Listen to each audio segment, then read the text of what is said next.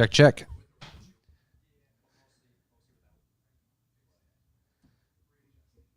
We're going to get going in just a couple minutes. Just getting finished set up. So probably 3 to 5 minutes. See everybody soon.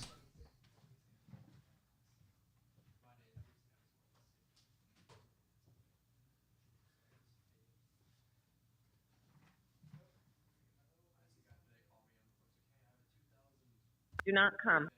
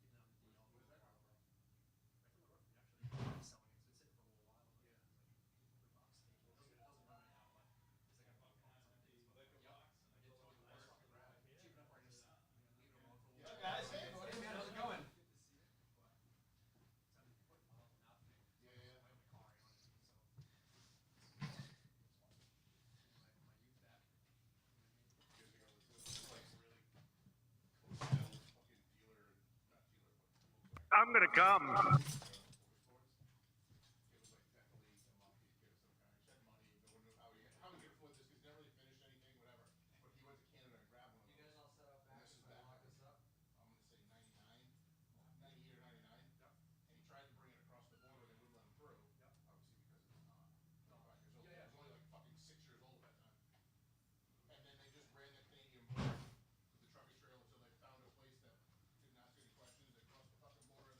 Mics are on. Cool. I find that it's clicking people in the chat better. There's audio. Yeah. Come on, they get broken.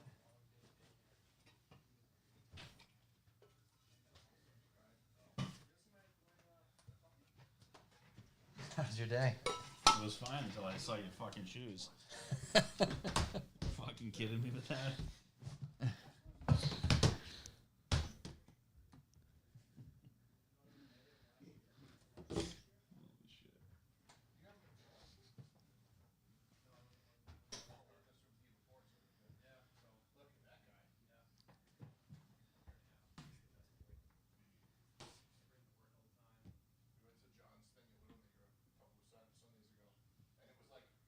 About to get started. Hop in the YouTube. Join the chat. Make fun of John's shoes. Make fun of my shoes. Fucking ready to go. Later.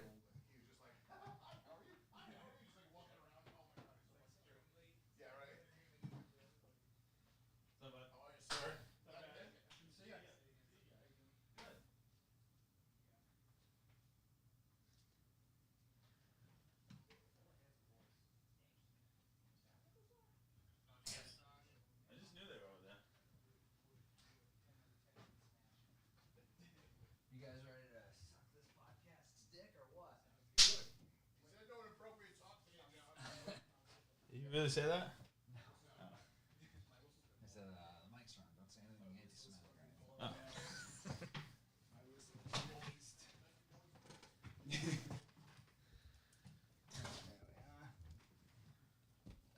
Oh. That is actually. Oh, I have to add one more. You already. Somebody. Did you just add that? No, I was up there. I was there when I got here. Just need microphone Let me grab another chair. Okay. and headphones. Yes. You want the middle seat? I'll take corner. Okay. Okay. Sounds good. Not for you. Nice. Warming office chair. Hell yeah. Let me just climb under the desk in front of Austin here for a minute. Just let me get on my knees real quick. This was a thing last time. I think we had to have like fucking like 9 pairs of headphones set up last time we were here. Yeah, we had 5 is good. You go more than 5, it gets a little sketchy. Yeah. Like my interface is on fire. check, check. Thank you, sir. You know, good to have my fill.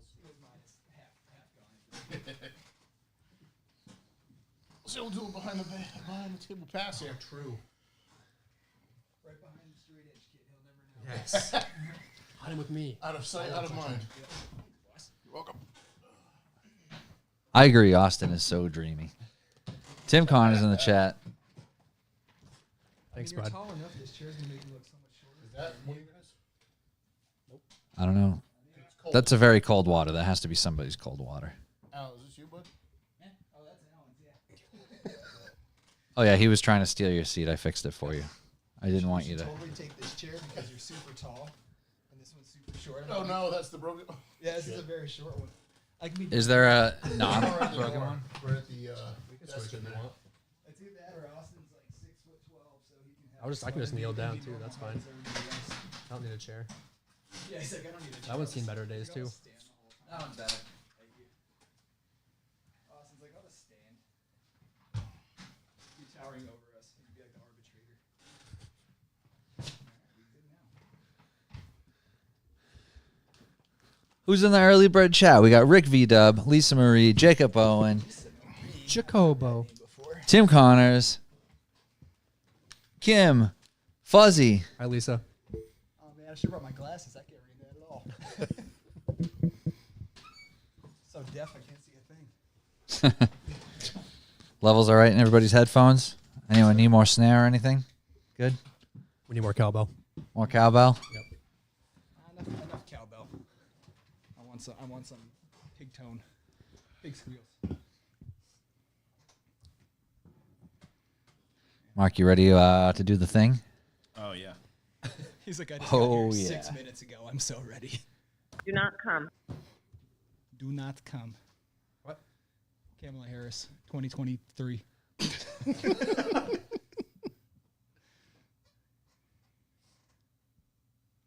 I'm gonna come. Wrong board. Blow my whistle. You ready? Yeah, I'm waiting on you, man. 3, 2, 1. Record.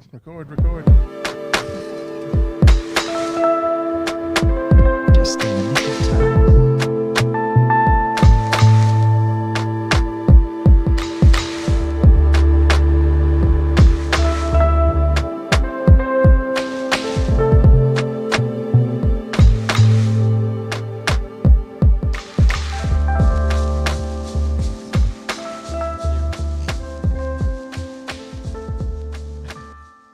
Hello, I'm John Stairs. You're listening to Topics Under the Stairs. As always, I'm joined by Ryan and Mark. Hello there. How we doing? Hey, boys. Tonight we have two very special return guests with us. We have Alan and Austin of Soul Seekers Paranormal. What's up, boys? Hey. We've had Soul Seekers organization, we'll call it, on twice. And Non-profit. somehow we Aren't they missed all? it. Yeah. I mean, the goal was at least once a year as far as I'm concerned, but we missed 2023 entirely. We did, yep. That means twice this year. Yeah, so we got to do it twice this year. I think it's only fair. Yeah, I think that's fair, absolutely. And now, What are you guys doing next Thursday? yeah, the last couple times they were on, you could only hear them, and now you can see them. And What a difference. We are real. they're beautiful men. Yeah, real. They They should might put be us over seen. the top. They might send the YouTube views right through the Yeah, fucking well, roof. that was the goal. I said, you know what? Our streams and views have been pretty low. No one wants to look at me. We need to get some hot guys on here, and I think this is going to be the difference. I'm flattered. I must say, I got the nicest extra medium fucking shirt that I could find. Yeah. You're a I like it. medium. Nice medium, yeah. Nice medium, yeah. Yep. What do they call those? A Henley? Is that a Henley? It is a Henley, yes. Yeah, I like a Henley. Oh, those extra buttons, is that Yes, the difference? It's the unbutton for me. Gotcha. Yeah, I don't know. It was like $9 at H&M. yeah. You know what's sad is H&M. Most of them don't have men's clothes, but the ones that do, it's good stuff. Underrated, if you ask me. I would agree. Before we get rolling, Mark's already so fed up with me today. Before we get Mark's rolling, fed up with everything today. this episode's brought to you by Revival Motoring and the Revival Motoring Network. You can check out revivalmotoring.com for everything about all the shows here, us here at Topics Under the Stairs, the Revival Motoring Show, our friends at Lucis Fast. You can listen to the archived episodes of Talking Motorcycles, and you can stream those wherever you listen to podcasts. You can listen to them right from the website. Or you can go on the YouTube channels. There's a YouTube channel for Topics Under the Stairs, Revival Motoring, and Loses Fast. It takes 2 seconds. Just click the bell, give us a follow, and leave comments. Subscribe, rate, whatever it is on whatever platform you use. Do the things. All that stuff helps some way or another. I did check today to see if we have any new reviews on Apple, and we do not. So I don't appreciate that. Shame on you for not doing that if you're an Apple user. And thanks everybody in the chat. If you're listening to this now in your car or whatever, every Thursday around 6 o'clock, we are on YouTube live, and you can join the chat and help contribute to the episode. Yeah, when you're stuck in traffic. Yeah. Definitely watch us on YouTube while you're stuck in traffic. And You gotta get one of those new fancy Teslas. You can just throw it on the comment. screen. Yeah. Exactly. There you go. Yeah, they tell you when the light's green so you can completely disregard what's around you when you're at every red light. Are you serious? Yeah. That's like a new feature, I think. Yeah, it's a new feature on the at least Model 3s. I don't know what else. I don't understand. Yeah, it's Like, wild. what else? Just pay the fuck attention. It's not that hard. You know what you're supposed to do when you're there. It's not like, You know what? I suddenly stopped. You know what you're supposed to do when you're there? While you're at the red light, you should go to revivalmotoring.com/B4B. All traffic rules and leave us a review. You should check out Bucks for the Boys. And you could donate. You could do a one-time donation.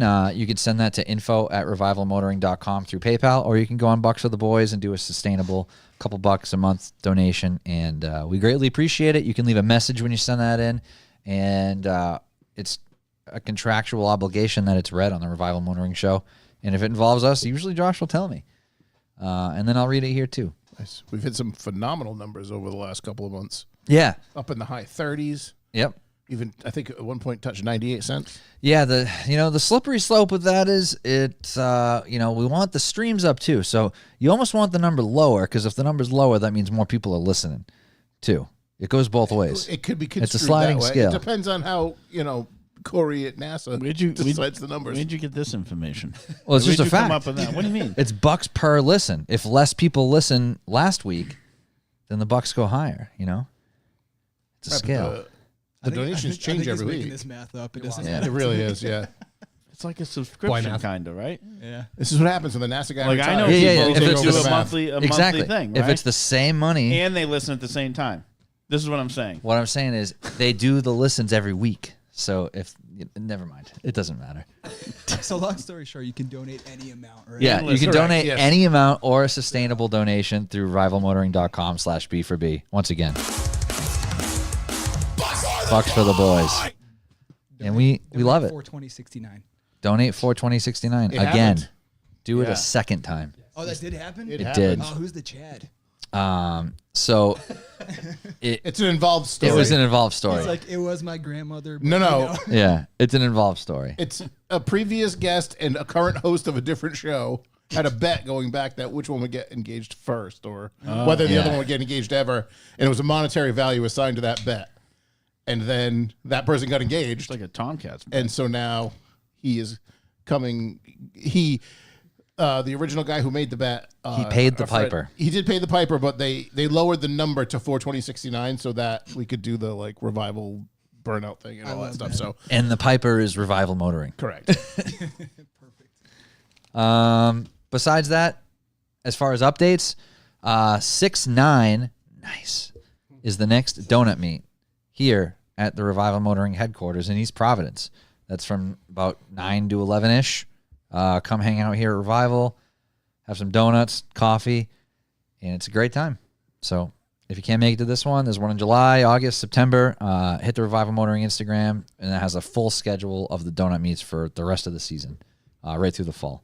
But 6/9's the next one. That's all I got for that. You got callbacks? So I started listening to last week's episode, and then I got distracted. But you watched Bridgerton? I love Bridgerton. What the fuck? It's a great show. It's not a great show. I can't do it. Why? I have a hard time with shows in that era. That's my whole thing. I usually, Yeah, I really can't- I want to be argumentative with you right now because I just feel like it's a funny day to do it because you're just like on one right now. Oh yeah, Mark is one fucked up comment from blowing this place. Mark has one in the chamber right now. Yes. Like, I have yeah. literally worked every day this week until 9 o'clock at night. Well, that's stupid. Yeah. Just I've been so fucking busy. Like I have to like go. I've been going home just working just to catch up. No, I get it. I've been doing the same. I was working in my truck. Yeah, before you I do it came all the here. time. Yeah. I don't know why I'm even talking to you about it. After you're 30 years old, man, 9 o'clock's late. Yeah. It gets like 8:45, and I'm like, fuck, I should be in bed by now. Yeah. Yeah. Dude, I will literally see 8:30 and be like, that's enough for today. Yeah. Yeah. Austin, you're not there yet. But soon yeah, enough. I'm just like I got another year. Yep. anything people say to me lately. I'm just like, you got like time to walk away. That's what you should do. I'm going to give you a 5 count. Yeah. And then shit's going down. But yeah, you listen to last week, so you know what was going on. Yeah. Like I only listened to the first 15 minutes of it. And you know that I like Bridgerton, and you're disgusted. Yeah. And I actually wore these for you today. I've had these for a while. And I know you love Crocs, so I wore these today because you've just been historically unreliable for the last 3 weeks. So this is Yeah, what kind the of fuck is that? He was next. Don't worry. Paul was next. Yeah. Unreliable. Next week. What does that even fucking this is mean? kind of I missed punishment 1 week for your since unreliability. January. Lightning struck East Providence today, man. Yeah. You know, between missing the show and not being able to make it to Bone Cruise and Widowmaker, I went. you were about 7 minutes late today. I didn't. Did Paul make the fucking drive? I didn't see him make the fucking drive. I would say that I would consider that historically unreliable, personally. What's up, David? Thanks for joining us in the chat. Paul's on the list. Well, Root before you should be move fun. on, Listen, do you remember what? said you I guys- mean, Ryan, do you remember what happened the last time Mark made me drive to the podcast? yeah, you hit. My car got totaled. No. So this Historically unreliable. is no. Here's the thing. First of all, we've driven to the podcast separately. Nothing happens. It's when I'm on out of the fucking area code, or zip code, or country, or something. True. Yeah, you were in the Yeah. country. You're being unreliable from home. Yeah. Localized unreliability. My callback has a little to do with Mark not being here last week because someone said, wow, you guys swear a lot less when Mark's not there. Oh, that's great. Fuck him. I don't care. Opens up with Hey, listen. I love it. Yeah. 90% of the time, I don't even know I am swearing. So It's a comma. I've actually spoken to people and after I've been like, shit. I'm like, I don't know if I said Did I that. call that lady a cunt? Did I can't I? remember. I can't remember anymore. I don't usually swear like towards people. That's fair. Yeah, you it's don't more- direct it at anyone. It's just a I general it's just like another More- language. Yeah, yeah. You know? That's fucked up. Unless I'm really pissed. I mean, I think it should be on your tombstone, Mark. What the fuck? Famous last words. Fuck him. Fuck them. Fuck 'em. Fuck him, man. Who cares? Fuck 'em. What else? So I did got a bunch of messages from people like saying, "Oh yeah, like I should have you ship me beer." LOL. But yeah, like if you want to try beer from around here, like hit me up and I'll trade beer with people. Like that's cool with me. So definitely let's make it happen. If so. You just said LOL. I met someone recently who says that at the end of Oh, the in real sentence. life. Not types it. Says it to you. LOL. They Yeah. say it. Like, LOL. They Yeah. say- You're they say already it. laughing out loud. You don't need to actually say the It's acronym. just funnier. Recreational acronyms are fucking unhinged. Oh, dude. Lol. Yeah. I was at last night. Here's a Oh, callback. we're at a 9.5. We're almost there. We're getting there. Keep pushing. I had one of those moments last night. Cassie and I went to go get ice cream after dinner. It was like, I don't know, like 8 o'clock. It was a good excuse to take the fun car out. And we're at this ice cream place. And there was it must have been 20, 14 to 16-year-old kids. And they are just fucking on one, like screaming and laughing and running around the parking lot. It's bad. I own a couple. I know exactly what Yeah. that's like. It's fucking bad these days. Yeah. And then like one of them that had a license just kept like doing laps around the parking lot and being idiots. And Cassie was like, are we just old or like, am I true in thinking that we were not this annoying when we were 16? I'm like, I really don't think I was personally, but I've seen the pants, John. I can guarantee you that annoying. And he laughs a little when he, asks. I don't think I was. You know. LOL. You know. Yeah, LOL. Yeah. LOL. I'm sure you could count the fucking broccoli tops at that event. You know that Oh, yeah. stupid haircut, dude. Yep. Like, I go to like the gym and I see these everywhere and like so many styles. I'm just like, is this like what doing Riz is? Like, is this what these kids are fucking talking about? Doing Riz, being a Riz. Oh, I thought you have Riz. You do Riz? I don't fucking know, dude. And Riz is like a line that you snort. Off the back of the toilet at the What gym Anyway. do you go to? No, that haircut though, it's like literally every guy from I don't know, like 10 to 20 has like this. It's like an undershave with a perm. It's ridiculous. It's like, can you imagine getting a perm when you were in high school? Because you know all these motherfuckers don't have curly hair. When I was in high school, perm was actually okay. That's how long ago that was. Yeah, it's a weird world that we're in, man. Weird world. Callbacks. I went to West Virginia. I helped my great friends Paul and Anna build a chicken coop, and they're the best. They're the ones that make the Revival Motoring website. Check out the Cardinal Creative Agency if you need web work done. They built the Revival website and the B4B platform and integrate all that stuff for us. Inventory, the player that plays the podcast from the website, all of that great functionality stuff is because of them. So definitely check out Cardinal Creative Agency. And Paul came up and helped me finish up our chicken coop when Cassie was in Italy last year. And like I not joking, like I'd help him do whatever, but I had no idea they were getting chickens. I was like, are you chicken coop labor? And they got chickens. So we drove 1,000 miles over Memorial Day weekend, drove down to West Virginia. Driving to Virginia? Yeah. Built the chicken coop and drove back. And it was a blast. We had a great weekend visiting Paul, Anna, and Daisy. Had some great food. We got these tin type photos done by one of their friends, Pang. She's a wicked good photographer, and she does like wet plate photography. And she did tin type photos of us, and it's crazy. They put like Are those the ones that like soups, like just past sepia, like almost orange, like you used to get at the fairs and stuff? no, not like that. It's like similar idea. So they have like literally a piece of tin with like silver oxide on it, I want to say, and they put it in a wet plate holder, and it goes in like an old field camera pretty much, and you just take the lens cap off to expose the metal to light, and you count your exposure time based on your natural light or auxiliary lighting.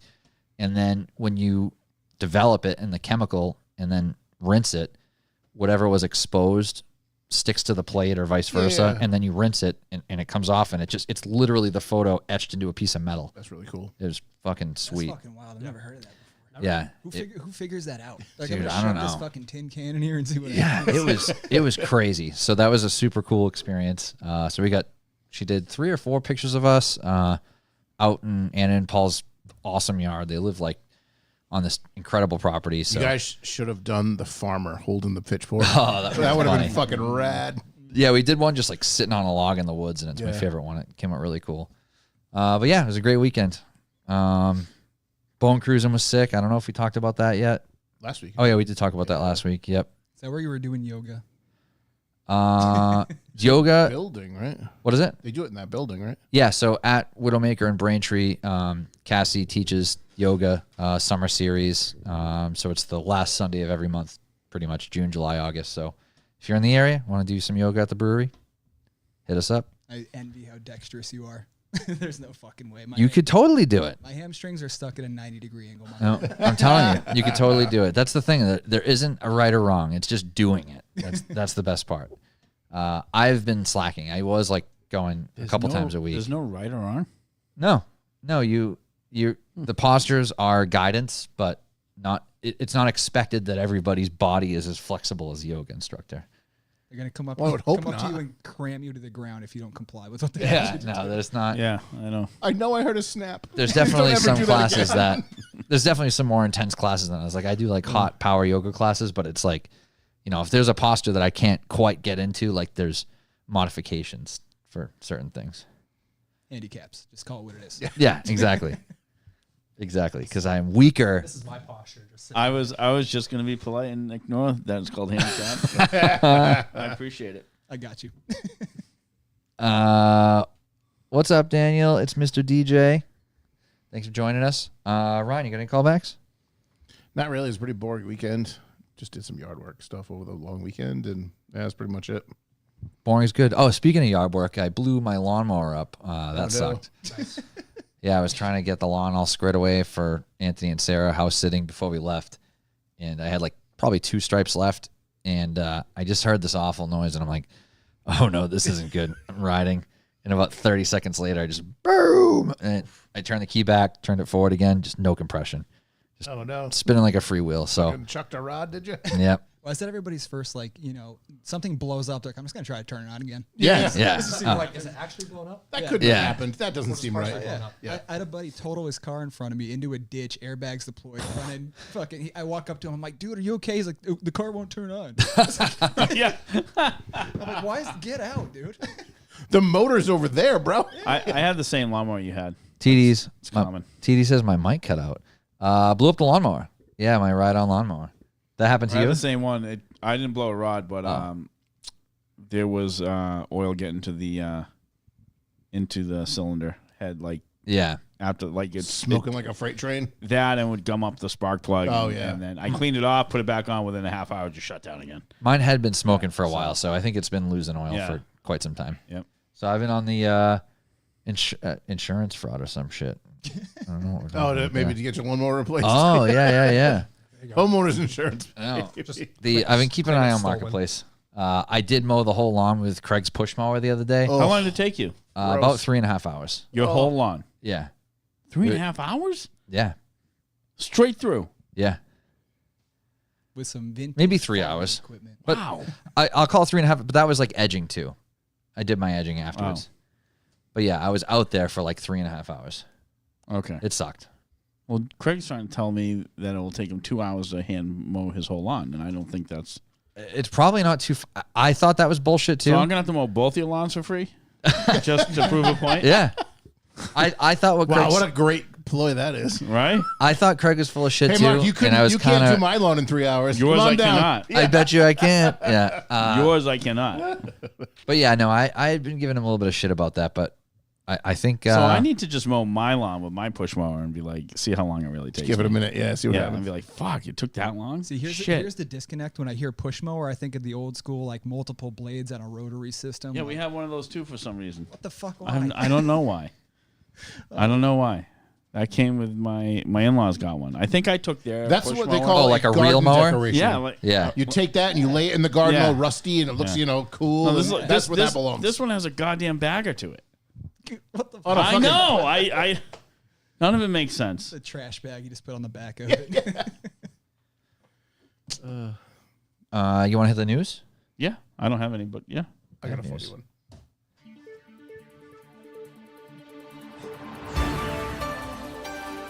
It was about 4 o'clock. Breaking news. Like I don't hear the fucking music in my ears. So natural selection. Oh, yeah. We all know how that works, right? My Oh, yeah. favorite things in life. Yeah. It needs to come back and like reapply itself to the Yeah. system. Let me tell you. So Ohio man plans to take a 2-person submersible to the Titanic fuck depths yes. to show the industry Let's do it again, baby. that it is safe after the Ocean Gate tragedy. Do it. You know what the best part is? This man's a fucking billionaire. Yep. He is flexing hard. Yep. So some dude. Here's the funniest thing about They it. call it Doesn't Ocean even. Gate 2? No. This was the one that The imploded. sequel. But the funniest thing about this is this was the Ocean Gate by Titan, the one that imploded. Yeah, Right. the one that imploded. Yeah. Are you ready for what the new guy's company's called? It's Titan Gate by Co- Ocean. CEO of the submersible manufacturer, Triton. Yeah, we're just gonna throw an R in there. It's gonna be way better though. Oh my Yeah. god, it's so good. Good, Yeah. Good marketing tactic, my man. Yeah, Titan. We're gonna call ours Triton, Yeah. and we're gonna make it just fine. The R in there because it's gonna go right this time. Yeah, Mark's just throwing his shit. He's done. yeah. So I thought that was amusing. The best. I used to love the right. It was not very PC or whatever, but the pictures of the old septic tanks. Oh yeah. And they were just like painted on the side. Why would you even? That's one of those things where it's What are like, you why would you thinking? want to do that? Why would you want to go in there? Why do you take the risk? Just if you're gonna spend all the money, just call James Cameron. He's fucking I'm been so there. rich. Like I he's wanna, already been there. I want to die. Yeah. That's what that says. I'm so rich. I want to die. I'm worth more. I dead than think alive. it says, I'm so rich, I don't think I can die. That's the vibe I get from it. I like the that. flex. That's what I mean. He's Yeah, that's flexing pretty good. hard. Yeah. Yeah. Nope. I got YouTube. I can watch the fucking Titanic from the comfort of my couch. Yeah, Goddamn right. I exactly. don't need to see it through a 3x3 window. Well, We wanna have the see- I wanna technology. see the I want to see the implosion this time. So bring that camera down, record all that. Get I want to see it. yeah, 360 I want to degree see, GoPro on the back. as fucked up as it sounds, I want to see your fucking bad decisions and then the looks on your face when you realize this is it. It'll have the technical difficulty screen that pops up immediately. Yeah. It's like, To be fair, that was almost me in that kayak. Lost connection. That's What? true, We can man. definitely touch base on that story, but Oh yeah, Oh, I'm excited to talk about that Yeah. trip in general. Yeah. All right, let's I am too. let's blast through this quick, and then I'm obviously going to take a pee break. And no. Is that right? shocker, I know. Weird. So I recently experienced this for the first time personally. So as I've talked about here before, I think my day job, I do fleet management for a fleet of a couple hundred vehicles. And occasionally stuff will come up where like someone who had a truck and then they don't work for us anymore and they got like a speeding ticket or something. And I'll have to like basically manage it on their behalf because it's under our company's registration, not their personal license. Right. If it was a camera or something. In this case, it was a parking ticket. So it wasn't associated to his license. It was associated to the truck. And I had to go to Zoom court in New Jersey from my office. And Oh, you're gonna do this? Are you one? talking FaceTime Zoom? All right, you're gonna go ahead. is this the Ann Arbor, Michigan one? Yes. All right. Well, you can do it while I go to the bathroom then. So yeah, this guy, another natural selection story. Yeah. As far as I'm concerned, it goes right. It's just You as probably have dumb glory as for it. the I only have, like, submarine. a little clip of it, but So basically, this guy, Zoom court, you sit in a waiting room and the judge calls you in and you have to be on camera. You can't have your camera off. They want to see that you're actually present. This guy shows up to Zoom court for a suspended license case No fucking shot. while he's driving. While he's driving. live to the judge. Live to the judge. And it's like, are you physically moving in a vehicle right now? And he's like, yeah. I'm just parking. I'm just about to park. I was just getting my doctor's. Yeah, office, just getting what my it says. doctor's appointment. So everyone's sitting there waiting, twiddling their thumbs, watching this guy pull into a parking space. And he was like, the way I understand this is you're here for a suspended license case and you're physically driving while you're in court. And he's like, I don't really know what else to talk about. And he issued him like a summons to arrest him. Yeah, he had to. He had to turn reappear. himself in. Yeah, first probation or whatever. Yep. Whatever it was. Judge But is yeah. like, judge is like, out of curiosity, what's your longitude and latitude at the moment? Yeah. We're gonna send somebody to come help you. He pulls out a joystick and starts flying the drone over. Why are people so dumb? It's unbelievable. How do you become that dumb? It's Talk not, about how dumb he is. while It's I not dumb. It's not? People. Well, no, I don't think it is. Great. The guy may be dumb. I don't know him personally, but it's a sense of entitlement that people have these days. They're like, well, this just doesn't apply to me. He's like, Yeah, I'm here for this, but it doesn't apply to me. How I'll do what I you want get anyway. to that point? I don't know. Where you're just like, I don't know. Anytime I That even doesn't apply started to to me. think I was entitled, my mom would beat the shit out of me, and I was not entitled anymore. fuck. I'm almost playing like the devil's advocate here. So what if like he was just the kind of just so one brain cell where he's like, well, I haven't been charged for the suspended license, so like maybe it's just cool. You to are not- charged. That's why you're there. You're being charged. Yeah, sure, it does take effect. But just in his mind, he's probably saying like, Well, he's "What?" fucking He's dumb. probably like, I haven't talked to the judge yet. So like if he takes it out, I'll just get out of the car. We'll be fine. it's probably like it's not suspended yet. Yeah, that's, I mean, just he could be that simple. You never know. Driving. Yeah, I do see that fit. It looks atrocious. So, thanks for bringing that up. I said, I'm going to wear those Crocs because they match the shirt. Perfect.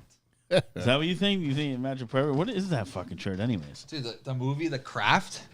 The movie The Craft. That's Never saw it. the women from the movie The I Craft got it, with yeah, I Kraft got it. cheese. I got it, yeah. And then on the back it says, Oh, good. There's a back. Light as a cheddar, Swiss is a board. Nice. light as a cheddar, Swiss as a board. Just put your fucking dumb shoe back on. Shout out to Meth Syndicate. How long? for my How awesome many times are shirt. you gonna take that off and bring it to my attention? As many times as I can. So in the you next couple purposely hours. walked out on purpose. Did you even get anything out of your car when you went out there? No, I just wanted you to see my shoes. He walked out, then he walked to the car, and I'm like, Oh, he was baiting you. This fucking man, this hard. man woke up this morning and looked in the mirror and gave himself a pep talk. He's like, I'm fucking Mark today. Oh yeah, today's It's the like, day. I'm choosing violence. It's like, I- where are my fucking McQueens? I did feel I've never worn them out in public before. And Yeah, I it's did weird. feel slightly embarrassed when I went to go meet Ryan at the restaurant. You literally before. wore those in the fucking restaurant? Oh, he did. Yeah, a new place we've never been before. And Ryan Never wasn't going there yet, again. and I'm like, I have to walk into this restaurant alone right now. And Crocs is an adult. Is an adult male. Did you Yeah. ask for like a coloring book or like, children's Yeah, menu while you they were just out? gave me one of those place cards with the 4-pack of crayons. Yeah, there you go. I don't know. The waitress seemed unamused by you. I give you the crayons and like, here's your appetizer, sir. Nick Pazar. That's actually the core of what's so frustrating about driving, because you have drivers who are legitimately confused or unaware. It's true that's the thing with that story is like the guy almost didn't realize that he didn't have a license. Again? You mean the I don't second think he time ever on knew. Zoom? The second time on Zoom. Like, Yeah. obviously it was brought to his attention when he got pulled over the first time, but then you went to court driving, so did you think it just got automatically reinstated? Listen, Mark, we don't need you to flex your brilliance. He's Not probably like, everybody. Is it brilliant? Is it brilliance? It's common fucking sense. I know, believe I'm these joking. days common sense is brilliance. Yeah. Well, that's the thing. Common Not sense, very you are common either. brilliant. Yeah. Yeah, it's not common. That is exactly it. Fucking people. You want to dive right in? Yeah. I was actually gonna bring something to you that hails out of my area. You're talking about natural selection, but Yes. I'm gonna bring up nature selection. So out of my area, Yeah. just recently, this gentleman from South Hadley, unfortunately, had crashed his car on the highway, and he was ejected from the vehicle, and a bear took him. What? This happened like Wait, maybe what? Like 2 or 3 weeks ago. So I'm from Western Massachusetts.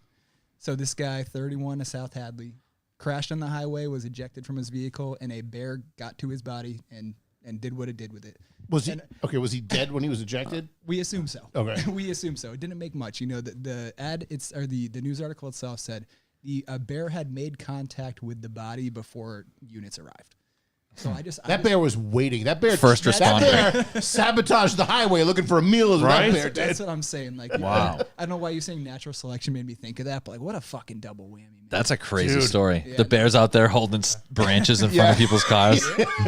Like putting sticks in your bike tires Yeah. back in the day. Yeah. Considering bears are like your worst fear too. Yeah. Oh, I'm So that could actually happen absolutely to you, too. terrified. Yeah. I've been hunting and fishing since I could walk, and I'm terrified of bears. Yeah, a bunch of the guys I work Yeah. with do bear hunt in like central Pennsylvania and stuff, and it's fucking crazy. Yeah. People came to me immediately with that question. They asked, like, oh, would you rather be stuck in the woods with a random guy or a random bear? I'm like, I'm still terrified of bears, but probably still take the bear. Yeah. So Wow. I'm sure you had that That's whole discussion insane. sometime recently. Oh yeah. Oh, yeah. Yeah, bears and they're they've always been kind of around, but I mean they've been in our area, and we're in southeastern Mass, and there's way more bear than we ever had before.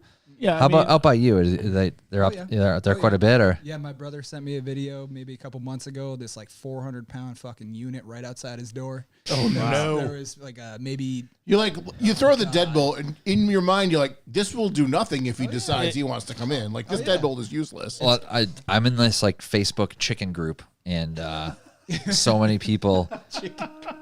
what brings you to What a sentence! I have chickens. bears so and He's like a chickens? part of the cock club, man. Yeah, so it's called it's a good group because it's specifically like Massachusetts chicken owners, and Different breed. Call them the mascots. yeah, exactly, the mascots. Massive cocks. And oh, I'm not in that group. No. Let's not get twisted here. But no, it's good because obviously we're sharing the same weather for the most part and the same predators, but more and more bear attacks, and it's like no matter how reinforced your coop is, like if a fucking bear wants to rip through some chicken wire, it's not going to stop it. Oh yeah. Not going to stop it. Cock of mass. Also not in that group. Is that like new age like cat ladies or like Yeah, exactly. like chicken men? Yeah. Chicken ladies. Yep. Yeah, and then there's chicken math, which is like how you talk yourself into just getting more chickens even though you don't need them. I'm not there yet. free eggs? We're pretty content with the 5. Like 5 chickens, we have way more eggs than we need. I should eat more eggs. I'm not that great about it. I like collecting them, but then like I don't use They them. just go bad. What do you do with them? Throw them in No, cars? like What no, do we you do use with them. the eggs? No, we use them, but it's just like at first I'm like I'm gonna eat eggs for a fucking every meal, and I really don't. Yeah, no. But Cassie makes ramen, chuck a soft boiled egg in there. It's good. Elegance. Yep. Yep. So yeah, let's dive on into our main topic. I can't get over it. You get into a car accident, then your fucking body gets hauled off by a bear. Like, Yeah, that's fucking wild. Yeah, that's what I mean. Like, Good Are right, you right. just are you a Lord. medic for a private company, fire department, or I am medical, but no, this was just news. This was on just in the Facebook. news. this is just in the news? Oh, Yeah, all this right. is this is like I had so many people send it to me simply because it was bear related. Yeah. Yeah, And when just because I read know it, you. I'm just like, how fucked up is his headline? And it was somebody within 15 minutes of where I live. Do you have a bear tattoo? I don't think. Do I? I think so. No, I don't got. I don't have a bear on me. I Yeah. don't think so. you know you've crossed the line when you can't remember. Yeah, no. Yeah. Oh my head to toe, my man. I don't think there's a bear on me anywhere. Yeah. But no, definitely not a thing for me. Like even like my new girlfriend, she lives up in Gardner, and like I'll get up early to leave for work like 5. A guy's walking his dog. He's like, yeah, I just saw a mom with a couple cubs right over there. Thanks a fucking lot, dude. Gardner, That's- yeah, they get a lot of that's animals out there great too. News, dude. I'm pretty sure Joe Mosher's from Gardner. GTI Joe. Well, he used to put that. Didn't he help? Put He that does show field out works. there? He's Yeah, one but of the he field used- works guys. But didn't he used to help with that show at the airport? No, that was the broke status Oh, guys. Brooks eyes. All right. But Joe's always posting videos, and like raccoons just walk up to his like back deck, and he like feeds him dog treats and shit. It's crazy. Well, it's really funny because I said to someone the other day, like, of all the animals we have running through our woods and behind the house, I've never seen a raccoon. Really? Not one. Raccoons Which is fuck good. up chickens like, too. They can keep the raccoons. I don't eat them. Yeah, I just learned this the other day actually about the chickens and the raccoons. Yeah, raccoons like, and the thing that's messed up is like they don't even eat them. Like they just like run in there, rip Take their their heads heads off. Read Yeah. them, yeah. They rip their heads off and then just like leave them. I was telling a lady about. That's I personal. forget. Yeah, they're just dicks. I don't even know. Who, Thousands of years ago, that's like in the DNA. I have no idea who me and my wife were talking to. I forget. And I'm like, oh yeah. I said my neighbor's chicken was in the backyard, and it was headless. So I Raccoon. knocked on their. That's what they said. Like, oh yeah, raccoon. I'm like, what the how do you Yeah. fucking know? No, because if it was like a fisher cat, it at least eats it. You know, What about a coyote? What do they do with it? they eat it. All right. Raccoons are just dicks. They're like those bugs that bite you and don't even drink your blood. Do they eat the head though? Is that what they do? No, I think they're just dicks. Like at least mosquitoes drink your blood, but like a horsefly just bites you because it's a dick. Oh, horseflies. I love raccoons. Like I can imagine that raccoon coming up. Like let's see if you really run around. Does he? after I this. want to. Yeah, exactly. Does I agree. I like Does he own raccoons, one too. as a pet? Did he find one as a small? Raccoons are kind of like otters to me. I think they're adorable, and But they're also sometimes they're fairly dicks. smart, and you can train them if they're. Yes, you get there them was young. there was a car show at Princeton Airport in New Jersey, first class fitment, like 10 years ago, and there was a dude that had a raccoon on a leash, and it just sat on its shoulder and like literally spent the day on this dude's shoulder at this car show. It was crazy. That's kind of a flex. I'm not gonna lie. Yeah, it was cool. I It's don't like know walking how- an alligator down the street. Like, you're not gonna fuck with them. Yeah. Okay, rabies. You don't know what that thing does. Yeah, exactly. All right. Enough of the bullshit. All right. Are we gonna dive in again? We're gonna dive in again. Cool. We dove in the shallow end. That hurt. Now we're trying the deep end. Yeah, you don't want to do that. I agree. I'm not bashing the trash pandas. I want one, but they do fuck up chickens. No, back to trash. Um, Yes, does he actually own one? Is that what he's saying yes to? No, he doesn't. No, he's you actually know who saying- this is? Oh, you know who it is? Okay. Oh, okay. I'm like, what? How, wait, what I Because missed? John goes, does he really love like Shrek? Well, you said that, yeah. So, where are we at? Last time we checked in with you guys, there was some new episodes in the works. There's been a little bit of a hiatus. You've been busy with your personal lives, new jobs on both fronts, right? Corey moved. Corey's down in Tennessee. Yep, Yeah, Chattanooga. yeah, Yeah. Corey. We don't know if you're watching, but we still miss you. We love you. Come see us soon, please. Yeah, come visit Corey. He's the missing link. And I know you guys have been out doing some exploring still. Maybe not necessarily putting out full videos about it, but you've been out doing your thing when you can. So where do you want to start? I guess you guys have a better understanding of where you've been and where you're going. That's true. So I think it was this past Halloween, we put up a little update video just for like the people who do watch and whatnot. It's kind of like a Q&A, just a little bit of an explanation of like what's in the works, what's changed in the meantime and stuff like that. So the whole basic video in the nutshell was awesome. People reached out with questions, like what was our favorite stuff? What was, the scariest thing? People want to know what our top 3 Muir songs were. It was great. So Yeah. Where we're at now. So, when the whole Soul Seekers group started, there was 5 of us. Then it dwindled down to about 4, and now it's the 3 boys. So Yep. it's Austin, myself, and it's Yep. Corey. So we're the only ones now. We're the foundation. That's correct. So right down to the foundation. Like my ex and I went our separate ways, and then it just took off from there. And Corey, being down in Tennessee, it's essentially dwindled down just for now. Austin and I. Yeah. So things have been good. So since we had this change of just the 3 boys, there's a lot of footage we still have to put out. Like I said, my job before was making it tough because it was 5 days a week, 9 hours a day. And then by the time I got home, went to the gym and got home, just enough time to go to bed. And editing these videos is a process, and I'm not trying to just rush stuff out. And I've said that before in here, like even just to do like, I was thinking now that we have this YouTube footage since last time you guys were on, like, oh, I'm going to make reels quick to throw on Instagram. It's not quick. No, not even. There's nothing quick about it. Not even almost. So with that being said, there's a lot of stuff that's currently being made, but what we kind of want to do is, see what we kind of want to, brush off the chopping block. Cause there are some old, like places we've been that, the investigations were good, but just like we want quality stuff. Yeah. We're not trying to, fabricate things. We're not trying to, make something happen that, just isn't there. So we're more excited about like the now and the immediate future. So I have a new job now that opened up Thursdays.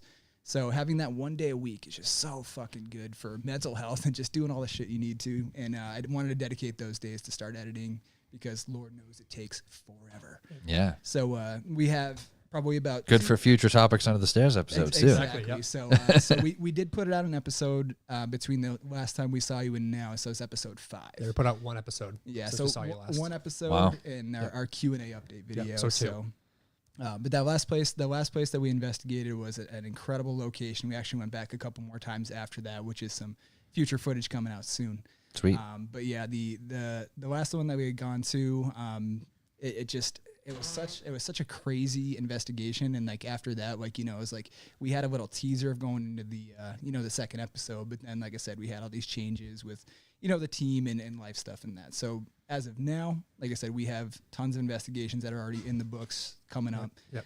Even like June 15th, we're going to be investigating the Oliver Estate out in Salem, Massachusetts. Oh, sweet. And this place is like it's like I said, it's nice to go to a place that isn't abandoned for once. Yeah. So we don't got to worry about With like actual permission. Yeah, we don't got to worry about Right. like, the legality of it or things like that. So a lot of these places, that's kind of And obviously the motive is different. Like the doing just photography and the experience for yourself in abandoned place is one thing, but if you're trying to like spend time and get specific shots, looking over your shoulder to see if you have a flashlight coming in the window or something, it's a little easier, I'd imagine. Yeah, and then you can obviously rule out the factor of like other people being there and things Yeah. like that too. There's a lot of factors that go into it. So the fact that Austin, and Corey's going to be coming up for a lot of them too for the bigger locations. Cool. The fact that we have that stuff coming up is what we look forward to the most because it's going to be fresh content. It's going to be, like I said, not this like back and forth like timeline of like we'll put out an episode and then go back to like the part 2 of the 5th episode. It's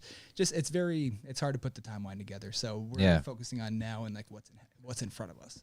Sick. So that's kind of where we stand now. So that first investigation come June 15th, we're going to have our interviews. We're going to have people with, for the first time, we're going to actually have interviews on camera with like eyewitnesses and stuff like that. Oh, wow. Some previous stories about the property, things like that. Of course, yeah. So as you know from our episodes, we'd like to do documentary style. We'd like to teach you about the location and then just dive into the allegations of what happens there. Right. So. Yeah, so basically, like what he said, all the changes and stuff, Yeah. we're just trying to figure out how to go about it the best way. So we're not like trying to rush into anything. Yeah. Like that. Yeah, So it's not about pumping a video out every month or something. So it's like get everything so- dialed in. we took a very much needed hiatus. Yep. I think all 3 of us did. Just to try to like find ourselves again. Yeah. And really try to figure out where we are as a group and as individuals. Yeah, and you got to be in the right headspace to do anything creative, Because I if think. we're not in the right, mindset, we're not going to put out good content Yeah. or even have fun doing it. Which Yeah. is what we want to do is have fun doing it. You know what I mean? Yeah, this is all for, your own enjoyment, really. You enjoy sharing the stuff, but the act of it, it's a lot of work and effort, so you want to feel good about it. So Yeah. So with that, we're also rebranding ourselves Yep. as long as, also with Soul Seekers. Yeah. Rebranding Soul Seekers also.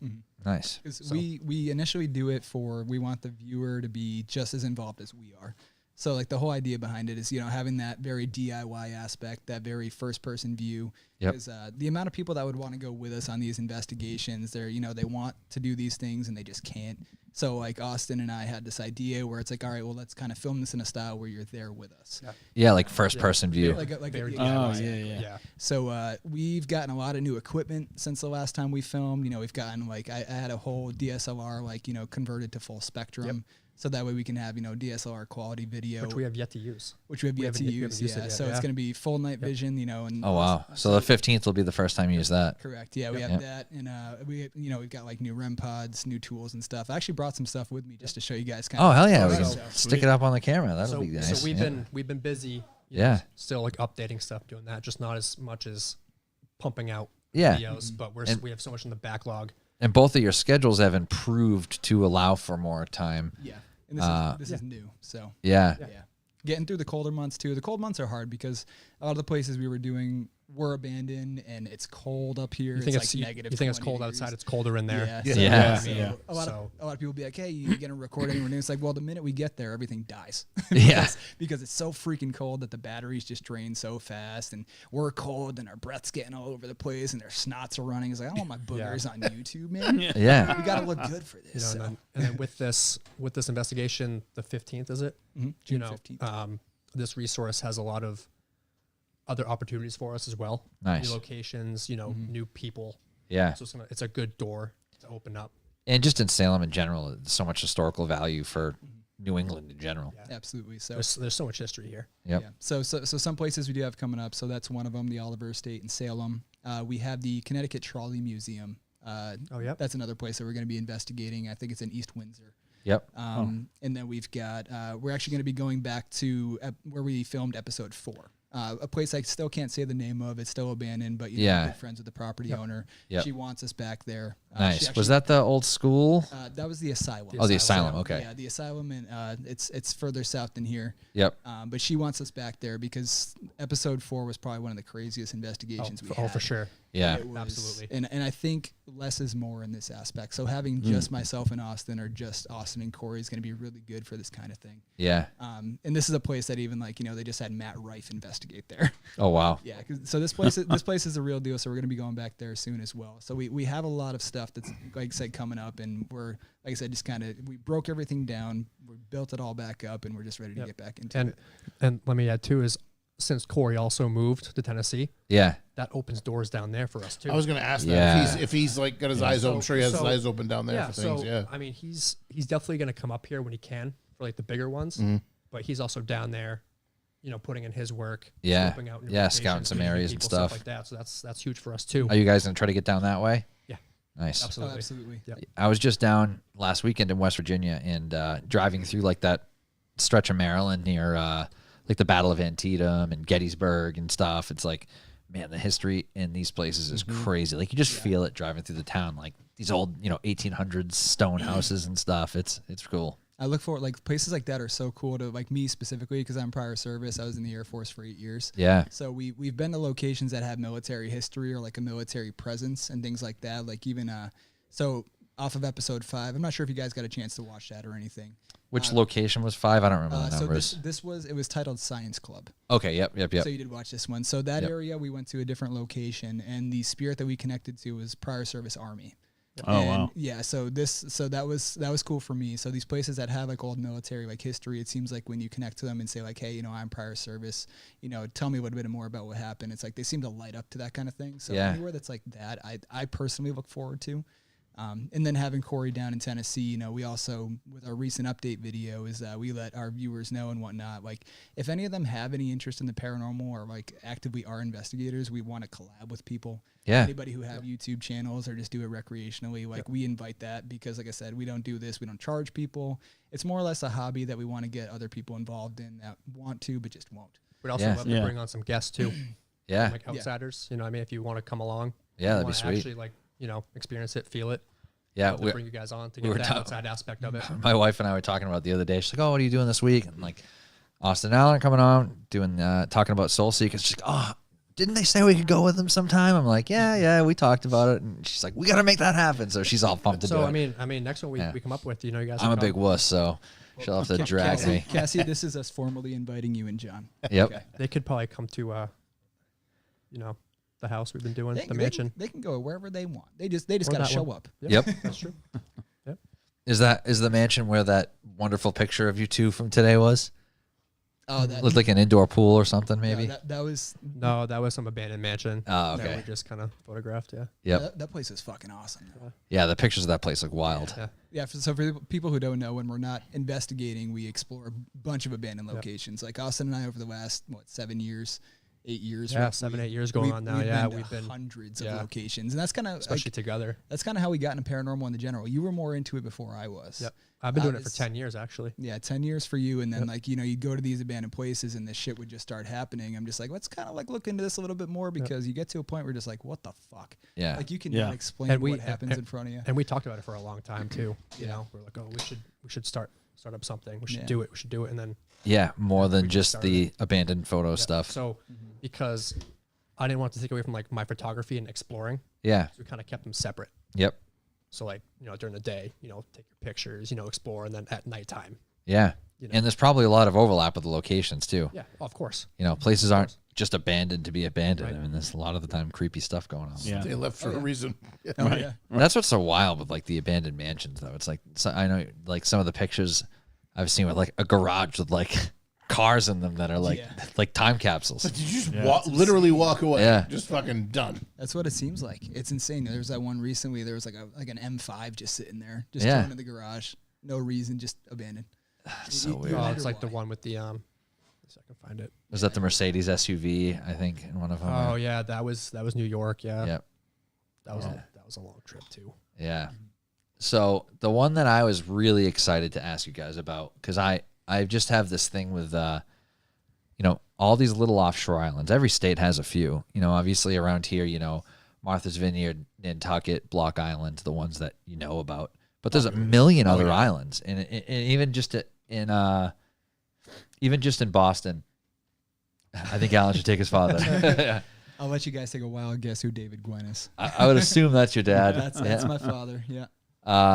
Just in Boston, there's the island with the wastewater treatment plant, Deer Island, but then there's a state park little island thing that you can take a ferry to. But I saw that there was a place that you guys kayaked to. So, do you want me to Kayaking makes it sound like it was simple. do you want me to talk? I'll start. Austin, you had quite the experience. Let's hear. All right. So, Yeah. touching base with Ocean Gate.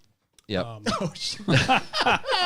So I had this, This was a trip that I wanted to do for a very long time. Yeah, and it's a mission. It's you're staying there. You can't do it in a day. I knew of people that have done it, and I knew Corey was moving soon, and I was like, look. Lisa Marie agrees. Dad's going.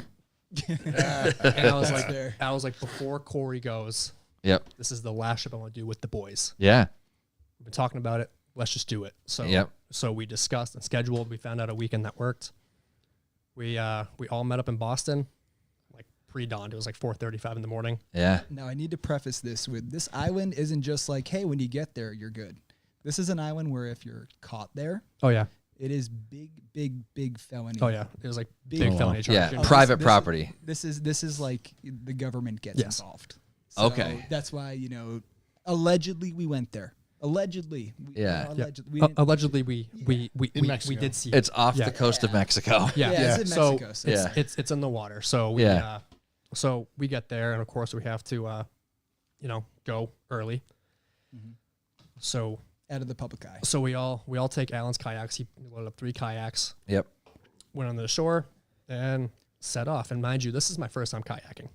All right, and just to stop you there, I kayak. I'll call it fairly regularly for a few years now, and I've kayaked in ponds and ocean and inlets of rivers.